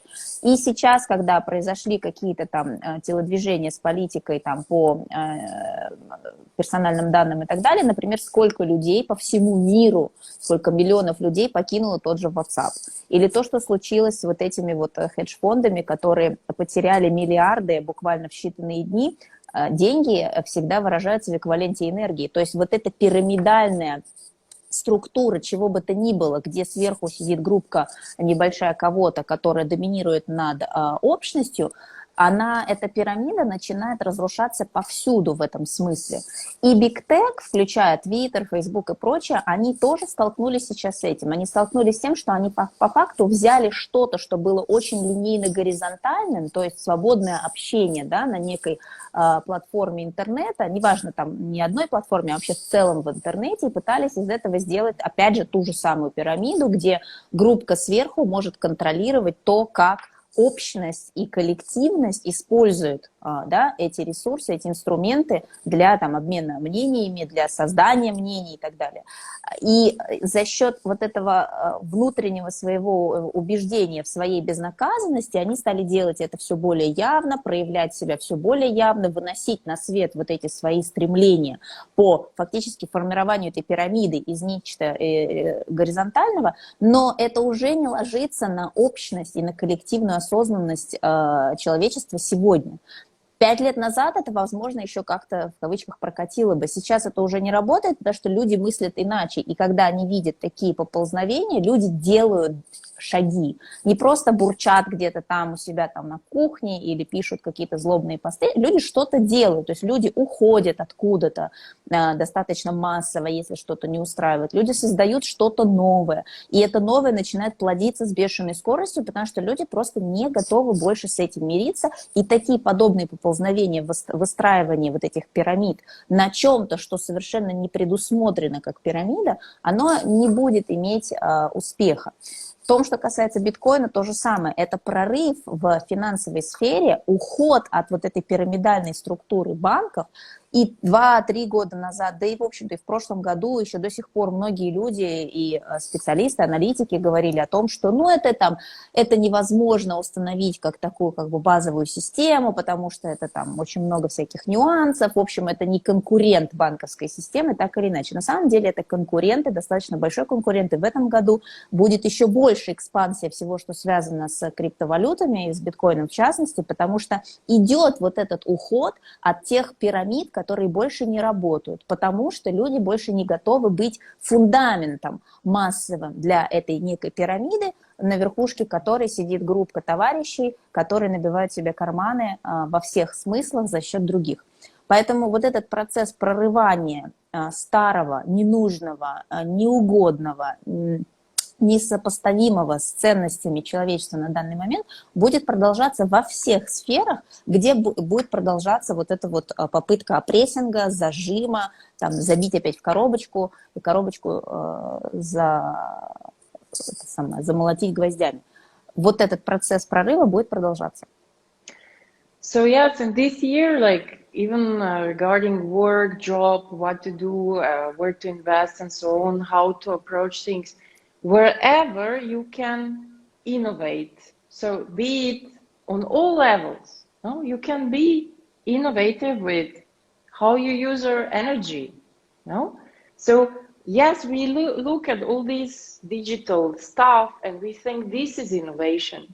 But this is also the year when we realize that if this is outside around us, expanding so much, developing, going so fast forward, it has to be, no? It's a mirror of us. It has to be that we are also accelerating in our abilities. And even when with all these, now they will vaccinate us, put mRNA in us, I don't know, all kind of things. Even if not you directly, they will do this to others, or they will want to do it. The thing is, like, obviously, on some level, we also have to learn how to use our body, how to heal ourselves, how to have different vibration that no matter what poison we eat, drink, get injected and so on, we can process quickly. No? Of course, not expose yourself as well, have the knowledge. Now, so all the knowledges that are related to anything that has to do with earth, growing of plants, any kind of eco-biological, but like real sustainable, no, not in some other trendy way talking about ecology, but actually it's just like a new way of exploiting the earth now. So like sustainable structures, all these is what is this year, the seeds of it, the ideas, no, the finding where you upgrade yourself or what you do. And then the coming years are all about growth, no, because they're full of wood element. So I talked 2022, 2023, 2024, and so on. So, but it's now like putting a new foundation. Now, how it's like, and this foundation already has the seeds of growth. No, it's not just like, okay, I'm just, and then I will do. It's like already you're choosing. No, what are you putting in there? No, so it's like kind of preparing for where you're gonna be building. No, but it's more in a sense of recognizing, no, this new way of thinking, this new way of society, this new way of connecting. No, it doesn't mean, oh, this is bad, these platforms are bad, I don't know, social media is bad. No, it's not about that. It's about how to make sure it serves us, how to make sure it is for us. Because after all, I'm happy when I see picture of my friend, when I see Katia, no, or any one of you, you know, of course I'm happy. But why all these toxic exploiting thing behind? We don't need that. Nobody wants that. No. So there is a way of having good and cultivating the good.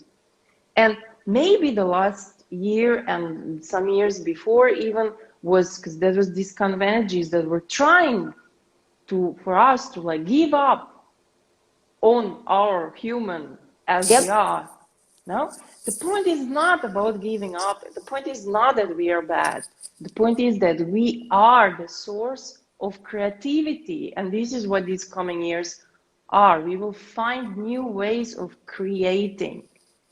And this year, 2021, after all this kind of clearing of fear, clearing of being suppressed, all this kind of, oh my God, really nothing clever here, no? We can find this motivation, this force in us. Now, this is the purpose. So the point is to take it easy, to take it with time, and to be persistent. The one who gets it slowly, step by step, till the end of the year. Baby steps.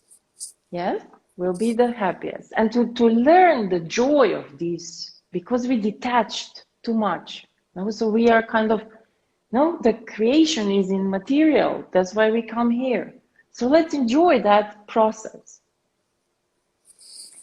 Александра говорит о том, что весь этот год это про инновации, но инновации и креативный, творческий подход к тому, что вы делаете во всем в своей жизни, и в первую очередь начиная с себя и со своих способностей, с того, как вы используете свою энергию, как вы работаете со своей энергией, как вы работаете со своим телом.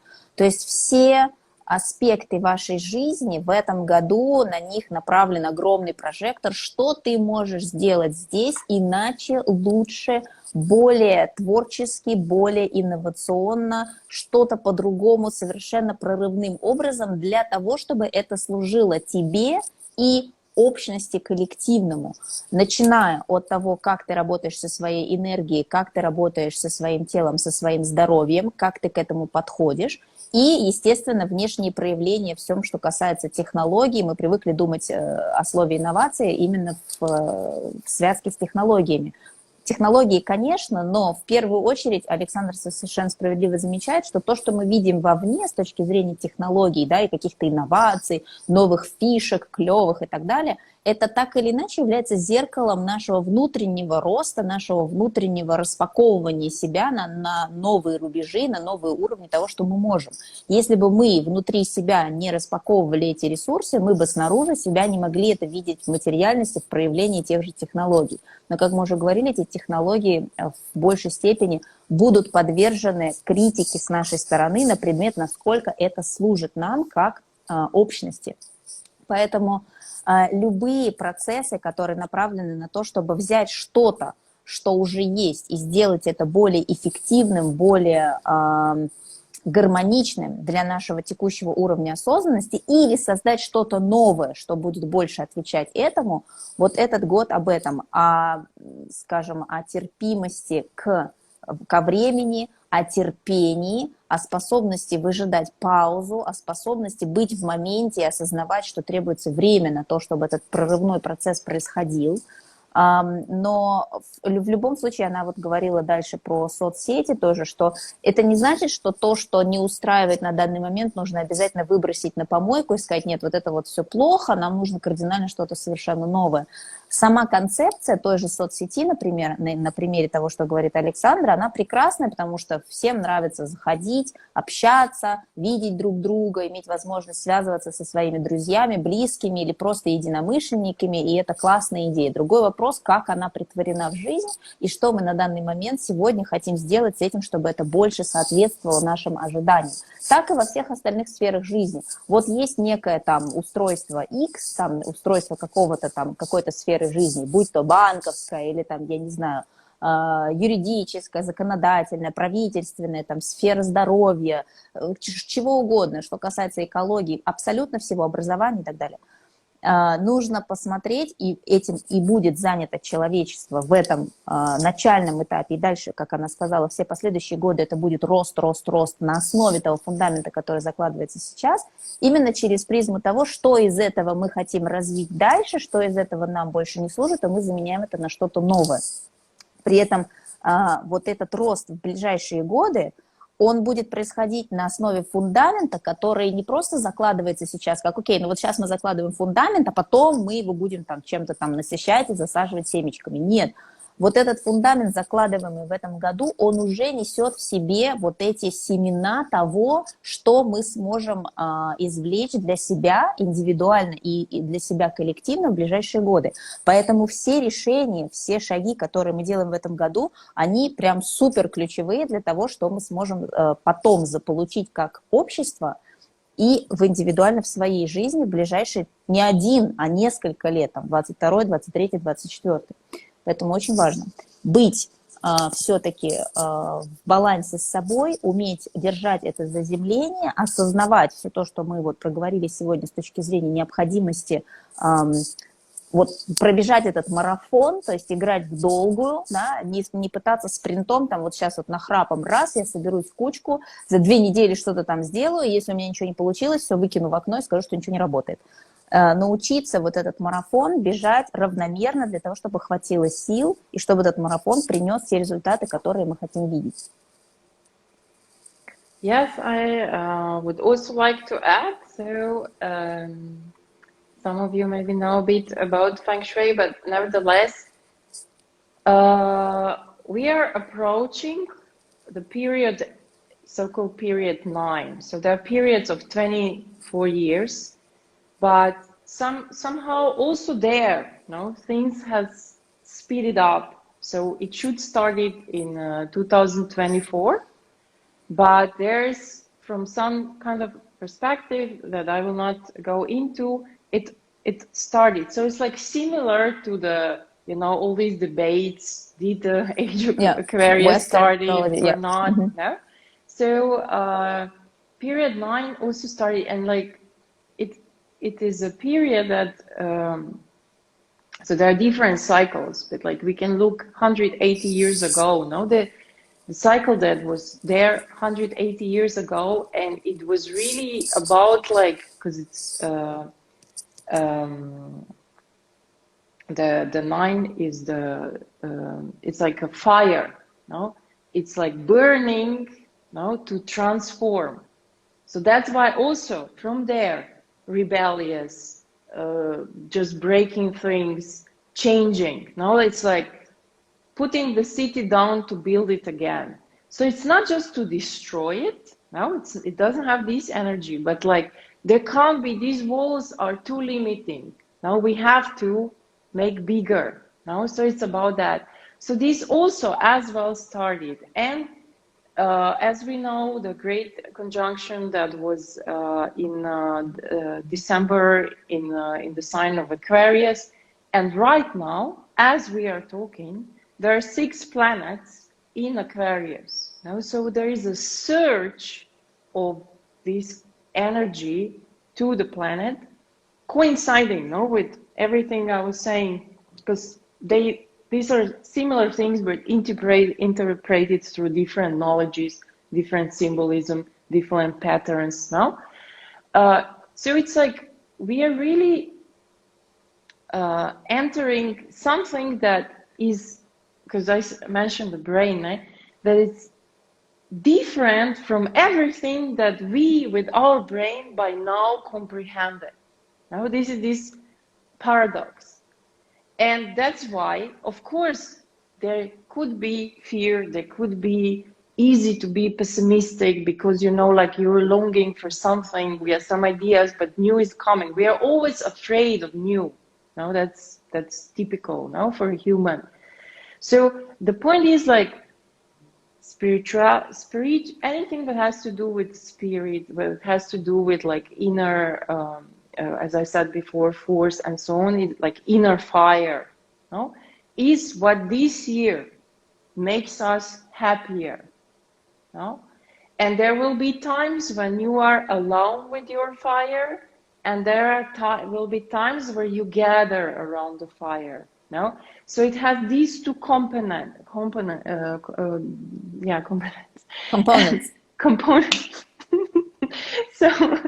So the thing is, you yourself go through an experience, and then through this wisdom, with this kind of revelation or recognition, you share with likewise people. No? So it's about that. So because it's also about technology and modern, of course, this can be through all kinds of things, from different new platforms. There will be new ways of how people will connect horizontally, but for real, no? Not for using the horizontal tendencies to, again, suck from it. No? So these will kind of come because people kind of realize inside what they want, what is the truth, no? And we will start gathering in that understanding. Александра говорит о том, что с точки зрения фэн-шуй сейчас подходит время 9-го периода, и согласно, скажем, каким-то расчетам, таблицам, этот период начнется только в 2024 году, но по факту уже сейчас эти энергии сместились, и эти расчеты не совсем отражают действительность, потому что энергия этого периода огня трансформации, она уже здесь. Это к вопросу о том, что очень много было споров, когда мы говорили про вхождение в эпоху Водолея. Многие говорили, нет, она там еще через 2-3 года по тем-то расчетам. И Александра на это всегда давала комментарий того, что есть расчеты западные, есть расчеты ведические, есть расчеты еще какие-то. Факт заключается в том, что какие бы ни были расчеты, нужно всегда соотносить с реальностью того, какие энергии присутствуют сейчас на Земле. От того, что расчеты такие или сякие, если энергии уже ускорившись во времени пришли раньше, чем, например, когда-то было просчитано и прописано, то это то, с чем мы живем и что мы имеем. Можно цепляться за какие-то таблицы, а можно просто в процессе адаптироваться к тому, что реально происходит. И в частности, вот это состояние огня и трансформаций, оно уже сейчас здесь, и оно будет отражаться в двух плоскостях. С одной стороны, это внутренний огонь индивидуальный каждого, кто будет проживать свои внутренние вот эти преображения, да, и иногда будет казаться, что ты один на один с этими изменениями и трансформациями, и это всегда все, что новое и неизведанное, всегда вызывает опасения, тревогу и страх, поэтому будут состояния, когда кажется, что ты не знаешь, куда идти, что ты потерялся и что все очень неоднозначно. Но одновременно это огонь трансформации, он будет касаться и коллективного, когда это собрание всех вокруг некого огня для того, чтобы делиться своим опытом, для того, чтобы обогащать опыт друг друга своими какими-то, да, осознаниями. И вот эти две параллели, они будут очень четко в этом году проглядываться. И то, что касается вот этих новых способов взаимодействия с реальностью и друг с другом, несмотря на вот эту вот внутреннюю тревогу и страх того, что очень много будет непонятного, неясного, мы все равно с точки зрения и своих способностей, как говорила Александра, там, мозговых, энергетических, каких угодно, мы действительно будем приходить в какие-то точки, в которых мы никогда до этого не были, или если были, то это было очень давно, и фактически это будет как вспоминать очень давно забытое старое, фактически будет полностью новое.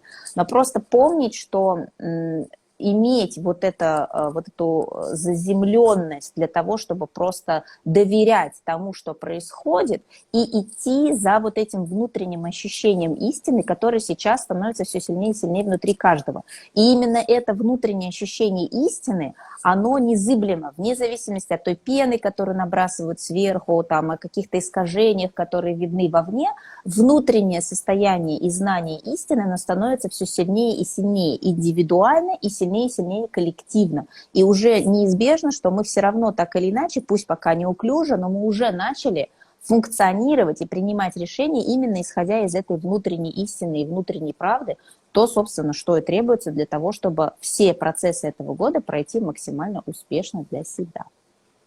Yes, I forgot to say that period 9 is an energy of abundance, no? But it comes through transformation, through like fire is like transforming, no? So it's fire also symbolizes, no, all kind of revolutions, no, and all these kind of things.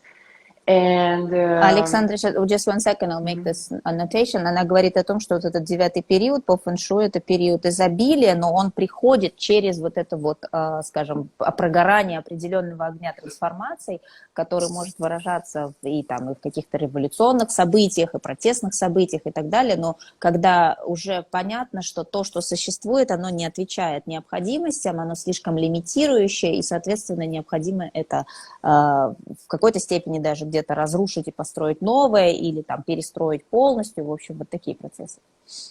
Yes, so like because everybody wants to know if this ever gonna end and all these kind of things. No? So from the aspect, the COVID story itself should somehow get much more reduced with June. No, should be. But there can be that this year will kind of bring other health issues around this whole situation, but it will be dealt with much more reason, no, rationality than last year. Last year it was everything out of fear, craziness, decisions just to make the decision to do something, you know, like that. No, this will be like, so it will. And no responsibility, you know.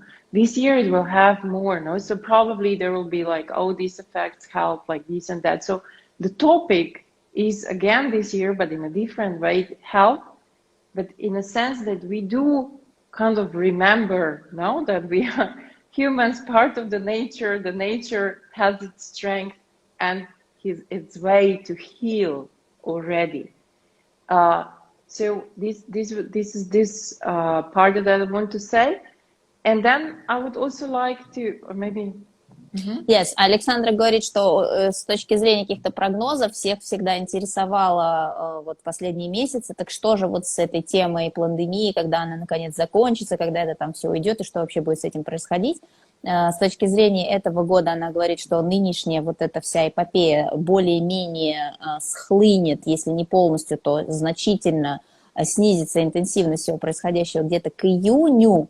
но в этом году топик здоровья остается, в общем-то, основополагающим, и вполне вероятно, что будут некие новые события, связанные с коллективным здоровьем, но эти новые события, связанные с коллективным здоровьем, будут уже адресованы более разумно и рационально, не в припадках и в истериках там, принятия решений ради принятия решений или там, каких-то истерик, паники, там, нагнания страха и прочее, а будут как бы предприниматься шаги с учетом того и с пониманием все-таки естественного того, что мы часть природы, у нас есть определенные внутренние механизмы, там, иммунные и прочее, для того, чтобы поддерживать свое здоровье и исцеляться.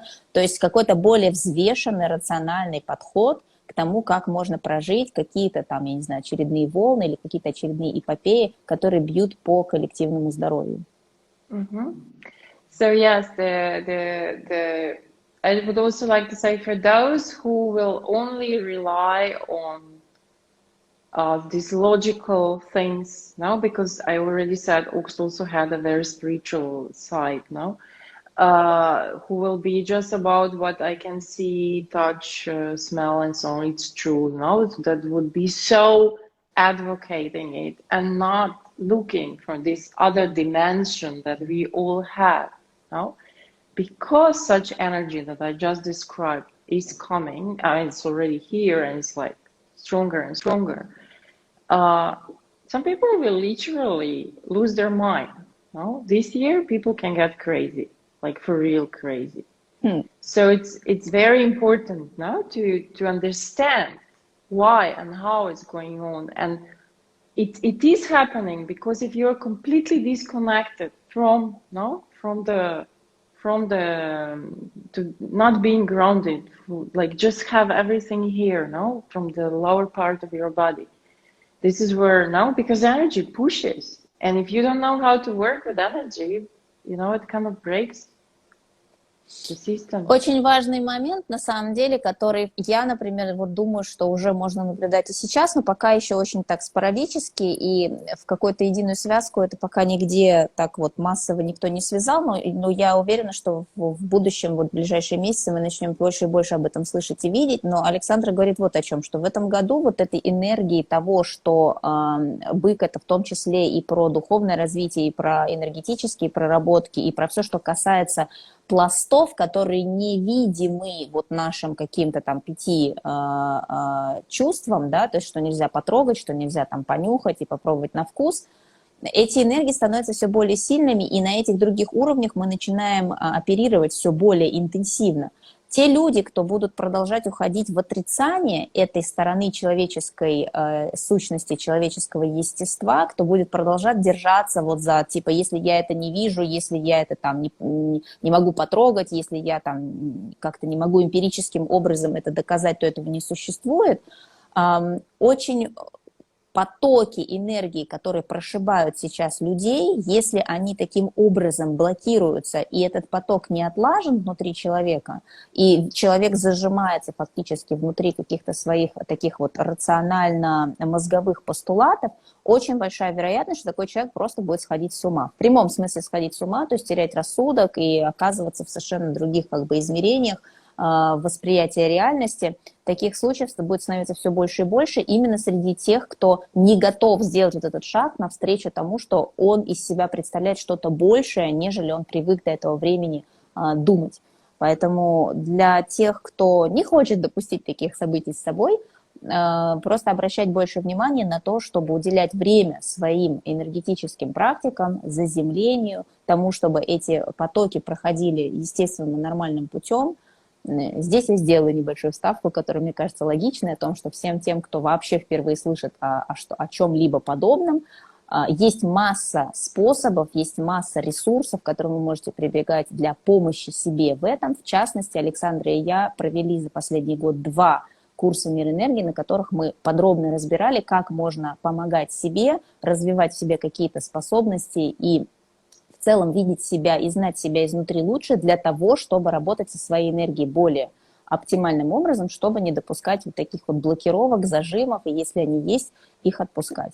I just thought it was logical to say that considering all that you just said, there's many resources that people can attend to in terms of trying to help themselves to work with their energy. And also the courses that we did is a good starting point for that as well, because they are very practical in what you can do to help yourself through such a period.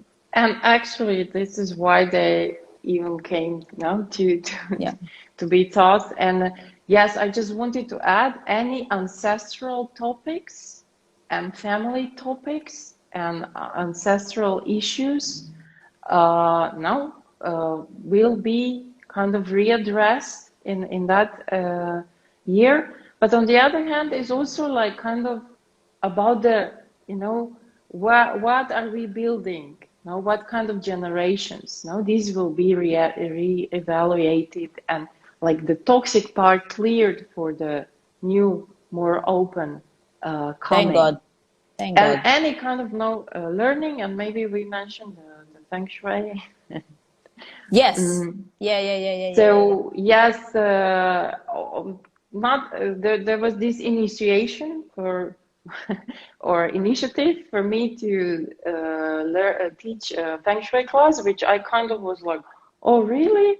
How come it was still the red year? And then I will start thinking, oh wow, the ox year is actually like an amazing year for feng shui, because it's really having this kind of connection to these earth energies is very specific, and you can really tap into this kind of how to say yin way of perceiving the understanding of it. So I am preparing a feng shui course that will happen in 2 or 3 weeks time. It will probably be like 3 times a Sunday. No, on Sunday, 3 Sundays in a row.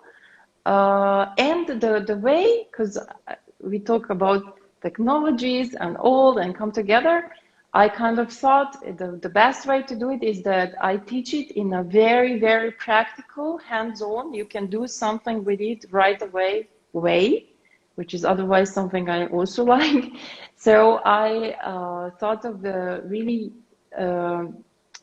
give like a basic knowledge on how to use annual feng shui and tap into the energies of the year, know your house, understand your house, and like time-wise, as the year go, you can benefit greatly.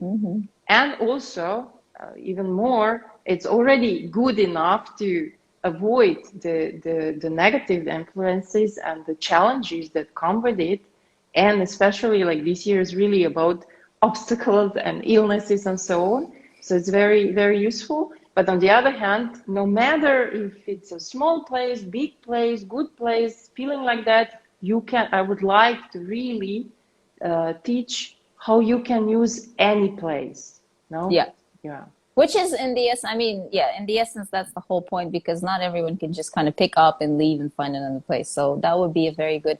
Александра говорит о том, что в добавлении к тому, что я сказала про курсы «Мир энергии», которые логическим образом были сформулированы именно тогда, когда они были сформулированы для того, чтобы они стали доступными людям в 2020 году, чтобы прожить 2020 год более осознанно для себя, и в конце 2021 года для того, чтобы продолжить этот процесс дальше. Сейчас по инициативе как раз многих из тех участников, кто принимал участие в курсе «Мир энергии», в адрес Александры были достаточно массовые просьбы организовать курс по фэн-шую, потому что Александра является специалистом по фэн-шую с многолетним опытом, именно такой как бы классики китайской метафизики. И на тот момент, когда эти просьбы материализовались, это был еще конец года крысы, было как-то не очень это все в тему. Но вот сейчас год быка как раз очень отлично с точки зрения элемента Земли, всего, что связано с домом и с пространством.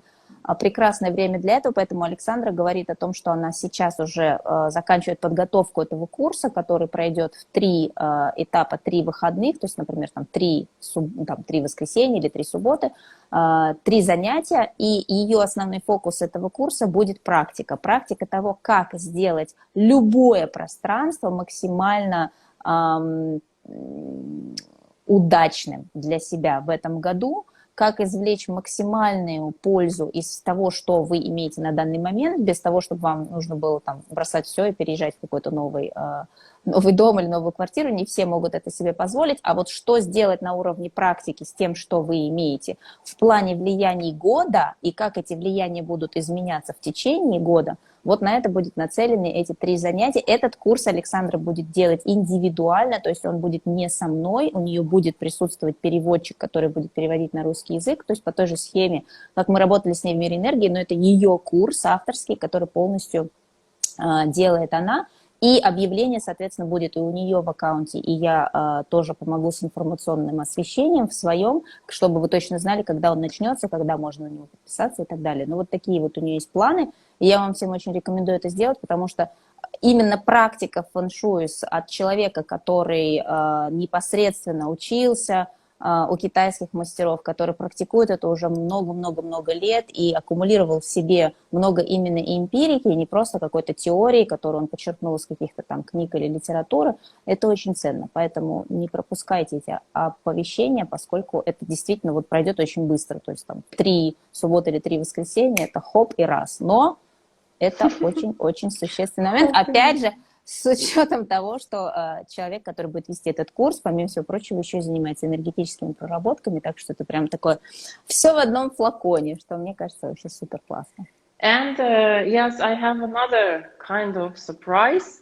So I thought I will already have everything ready for Feng Shui, but then I found myself deciding and preparing the reports about 2021, a personalized reports.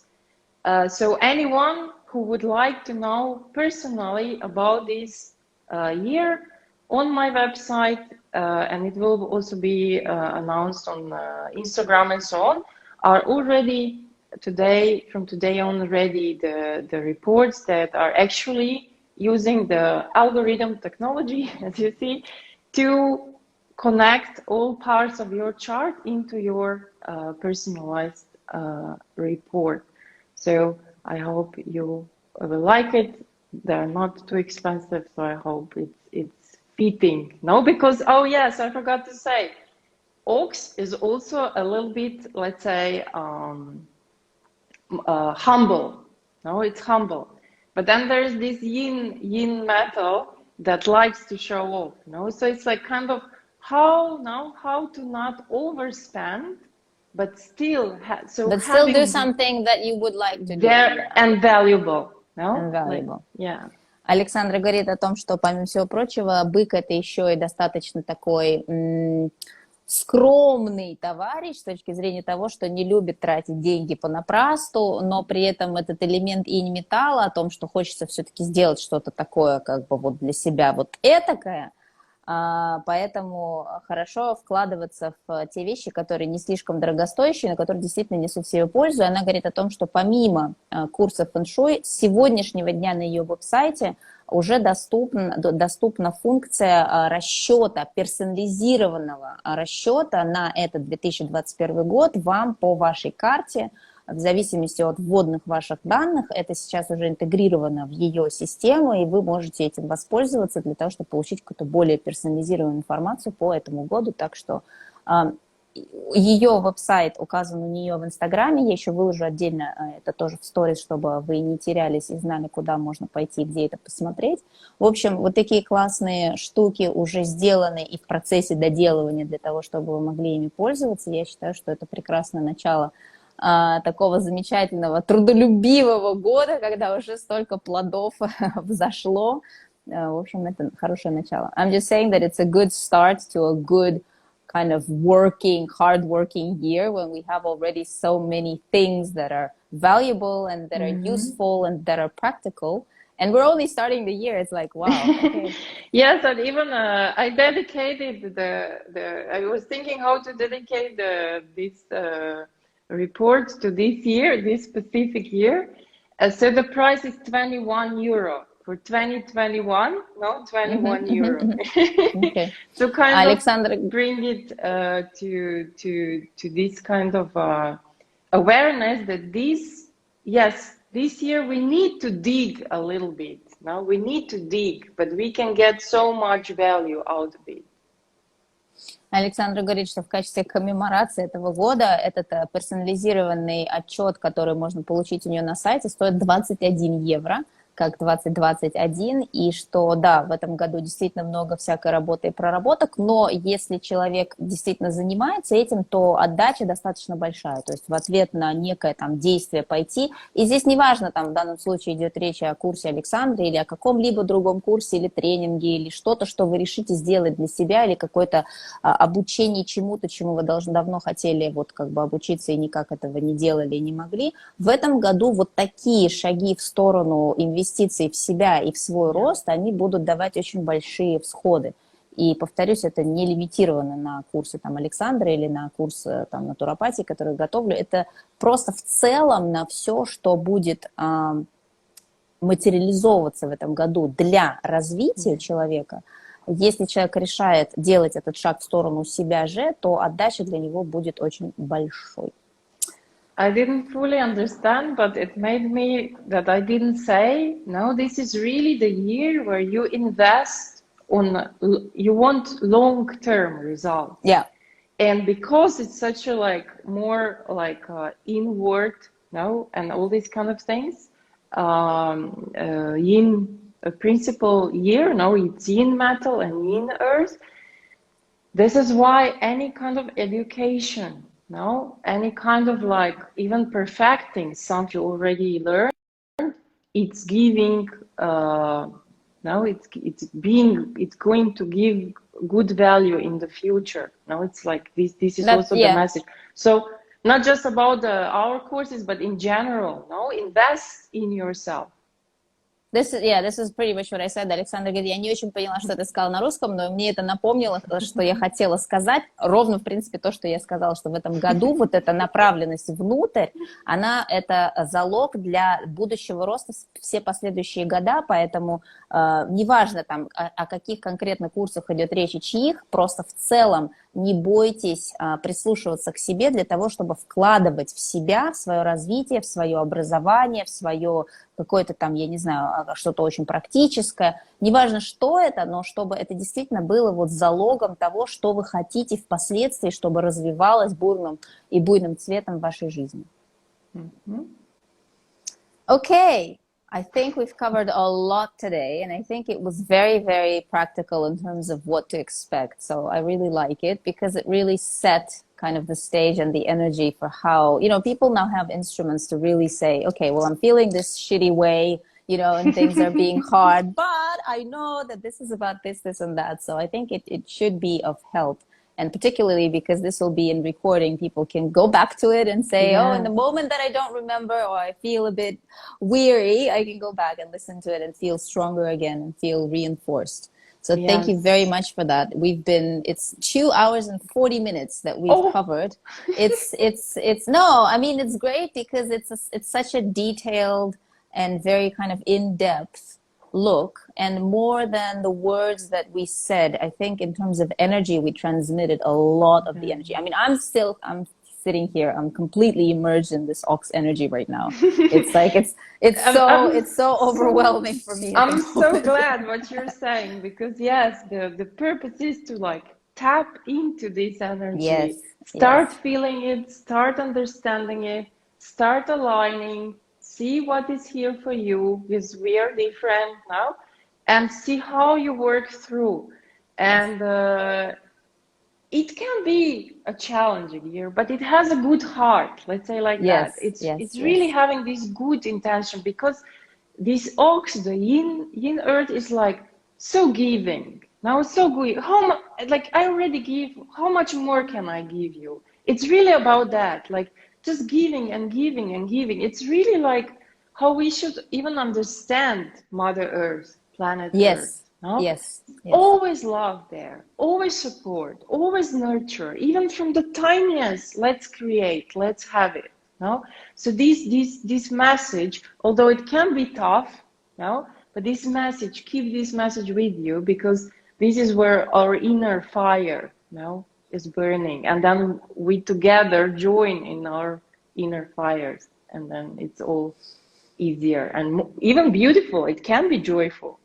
Yes, я сказала Александре о том, что очень классно, что мы так подробно и последовательно разобрали сегодня все, что касается энергии этого года. И, в общем, у нас это заняло вон целые 2 часа 40 минут. Классно, что это сохранится в записи, и люди смогут это навещать в моменты, когда будет казаться, что все пропало, или что опять ничего не понятно, можно это пересмотреть. Но главным образом я сказала о том, что я вот, например, сейчас сижу, и у меня прям полное погружение именно в то, что есть эта энергия года. И Александр дополнил и сказал, что это именно то, на что стоит в первую очередь фокусироваться, на сонастройку именно с энергией этого года. То есть не столько просто головой там себе какие-то буллет-поинты пометить из этого эфира, а именно почувствовать вот внутри себя, услышать эту энергию, сонастроиться с ней, гармонизироваться с ней, и тогда это просто будет проще, вот этот путь прохождения через определенные вещи, хотя он непростой год, потому что он требует много работы, как мы говорили, но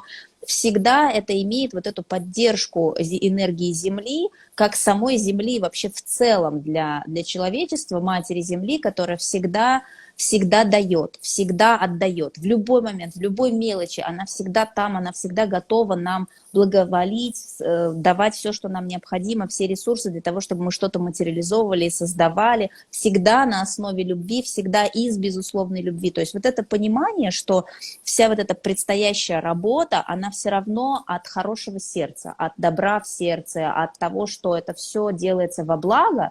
В любой момент какого-то там уныния или усталости, или там, я не знаю, непонятки, можно вернуться в это состояние, вот это прочувствовать, и это поддержит, и это поможет идти дальше по этой колее, вспахивать ее на благо себя и на благо коллективного в общем. Yes, I think it's really, really beautiful. We have to still talk about maybe organizing how we're going to do, because a lot of people they keep asking about group meditation. So Yeah. we need to continue doing that. Maybe not like super often, like not twice a week, but maybe once a week, once every 10 days or so. Mm-hmm. But this will definitely is a good idea, especially for a year that is still quite demanding. Yes. Я говорю о том, что мы с Александрой хотим все-таки выработать некую систему того, как мы продолжим делать наши коллективные медитации, может быть, не супер часто, там, не дважды в неделю, но хотя бы там раз в 10 дней, чтобы можно было собираться, и с учетом того, что мы продолжаем вот этот наш путь, что он такой достаточно трудоемкий, и это хорошо помогает людям сонастраиваться с собой, сонастраиваться с источником, сонастраиваться друг с другом, тоже будем это для вас реализовывать и в этом году в том числе, что я считаю отлично. А на данный момент думаю, что мы будем закругляться. So I think we're wrapping this up for today. Thank you very much for your time, for dedicating this time on a Sunday. And, I know a lot of people will still view this in recording, but thanks a lot for your constant efforts, to be able to reach every single one and say, listen, this is about you, this is for your best, this is for your best, and this is for everyone else's best. So thank you for that. Thank you for your love. Absolute pleasure. And also, I always love your questions like that or out of air, but it always inspired. And I'm really very happy. And I think from everything we did experience all together through collective meditations last year, can somehow giving us some kind of inner understanding, what we were building, what is being built. And yes, absolutely, I think it's so valuable that we continue with the collective meditations as well. Great. Договорились. Thank you, Katia. Всем огромное благодарим. Надеемся, что это было, очень полезно и информативно для всех. И до следующей встречи, которая у меня с вами уже завтра. Совершенно по другой теме, но тоже не менее интересной. Пока-пока. Пока-пока. And happy Valentine. Yes, и всем Дня Святого Валентина, у кого еще не совсем поздний вечер, чтобы этот день прошел для вас максимально благостно. Всех целуем, обнимаем. Пока-пока. Пока-пока. Thank you so much.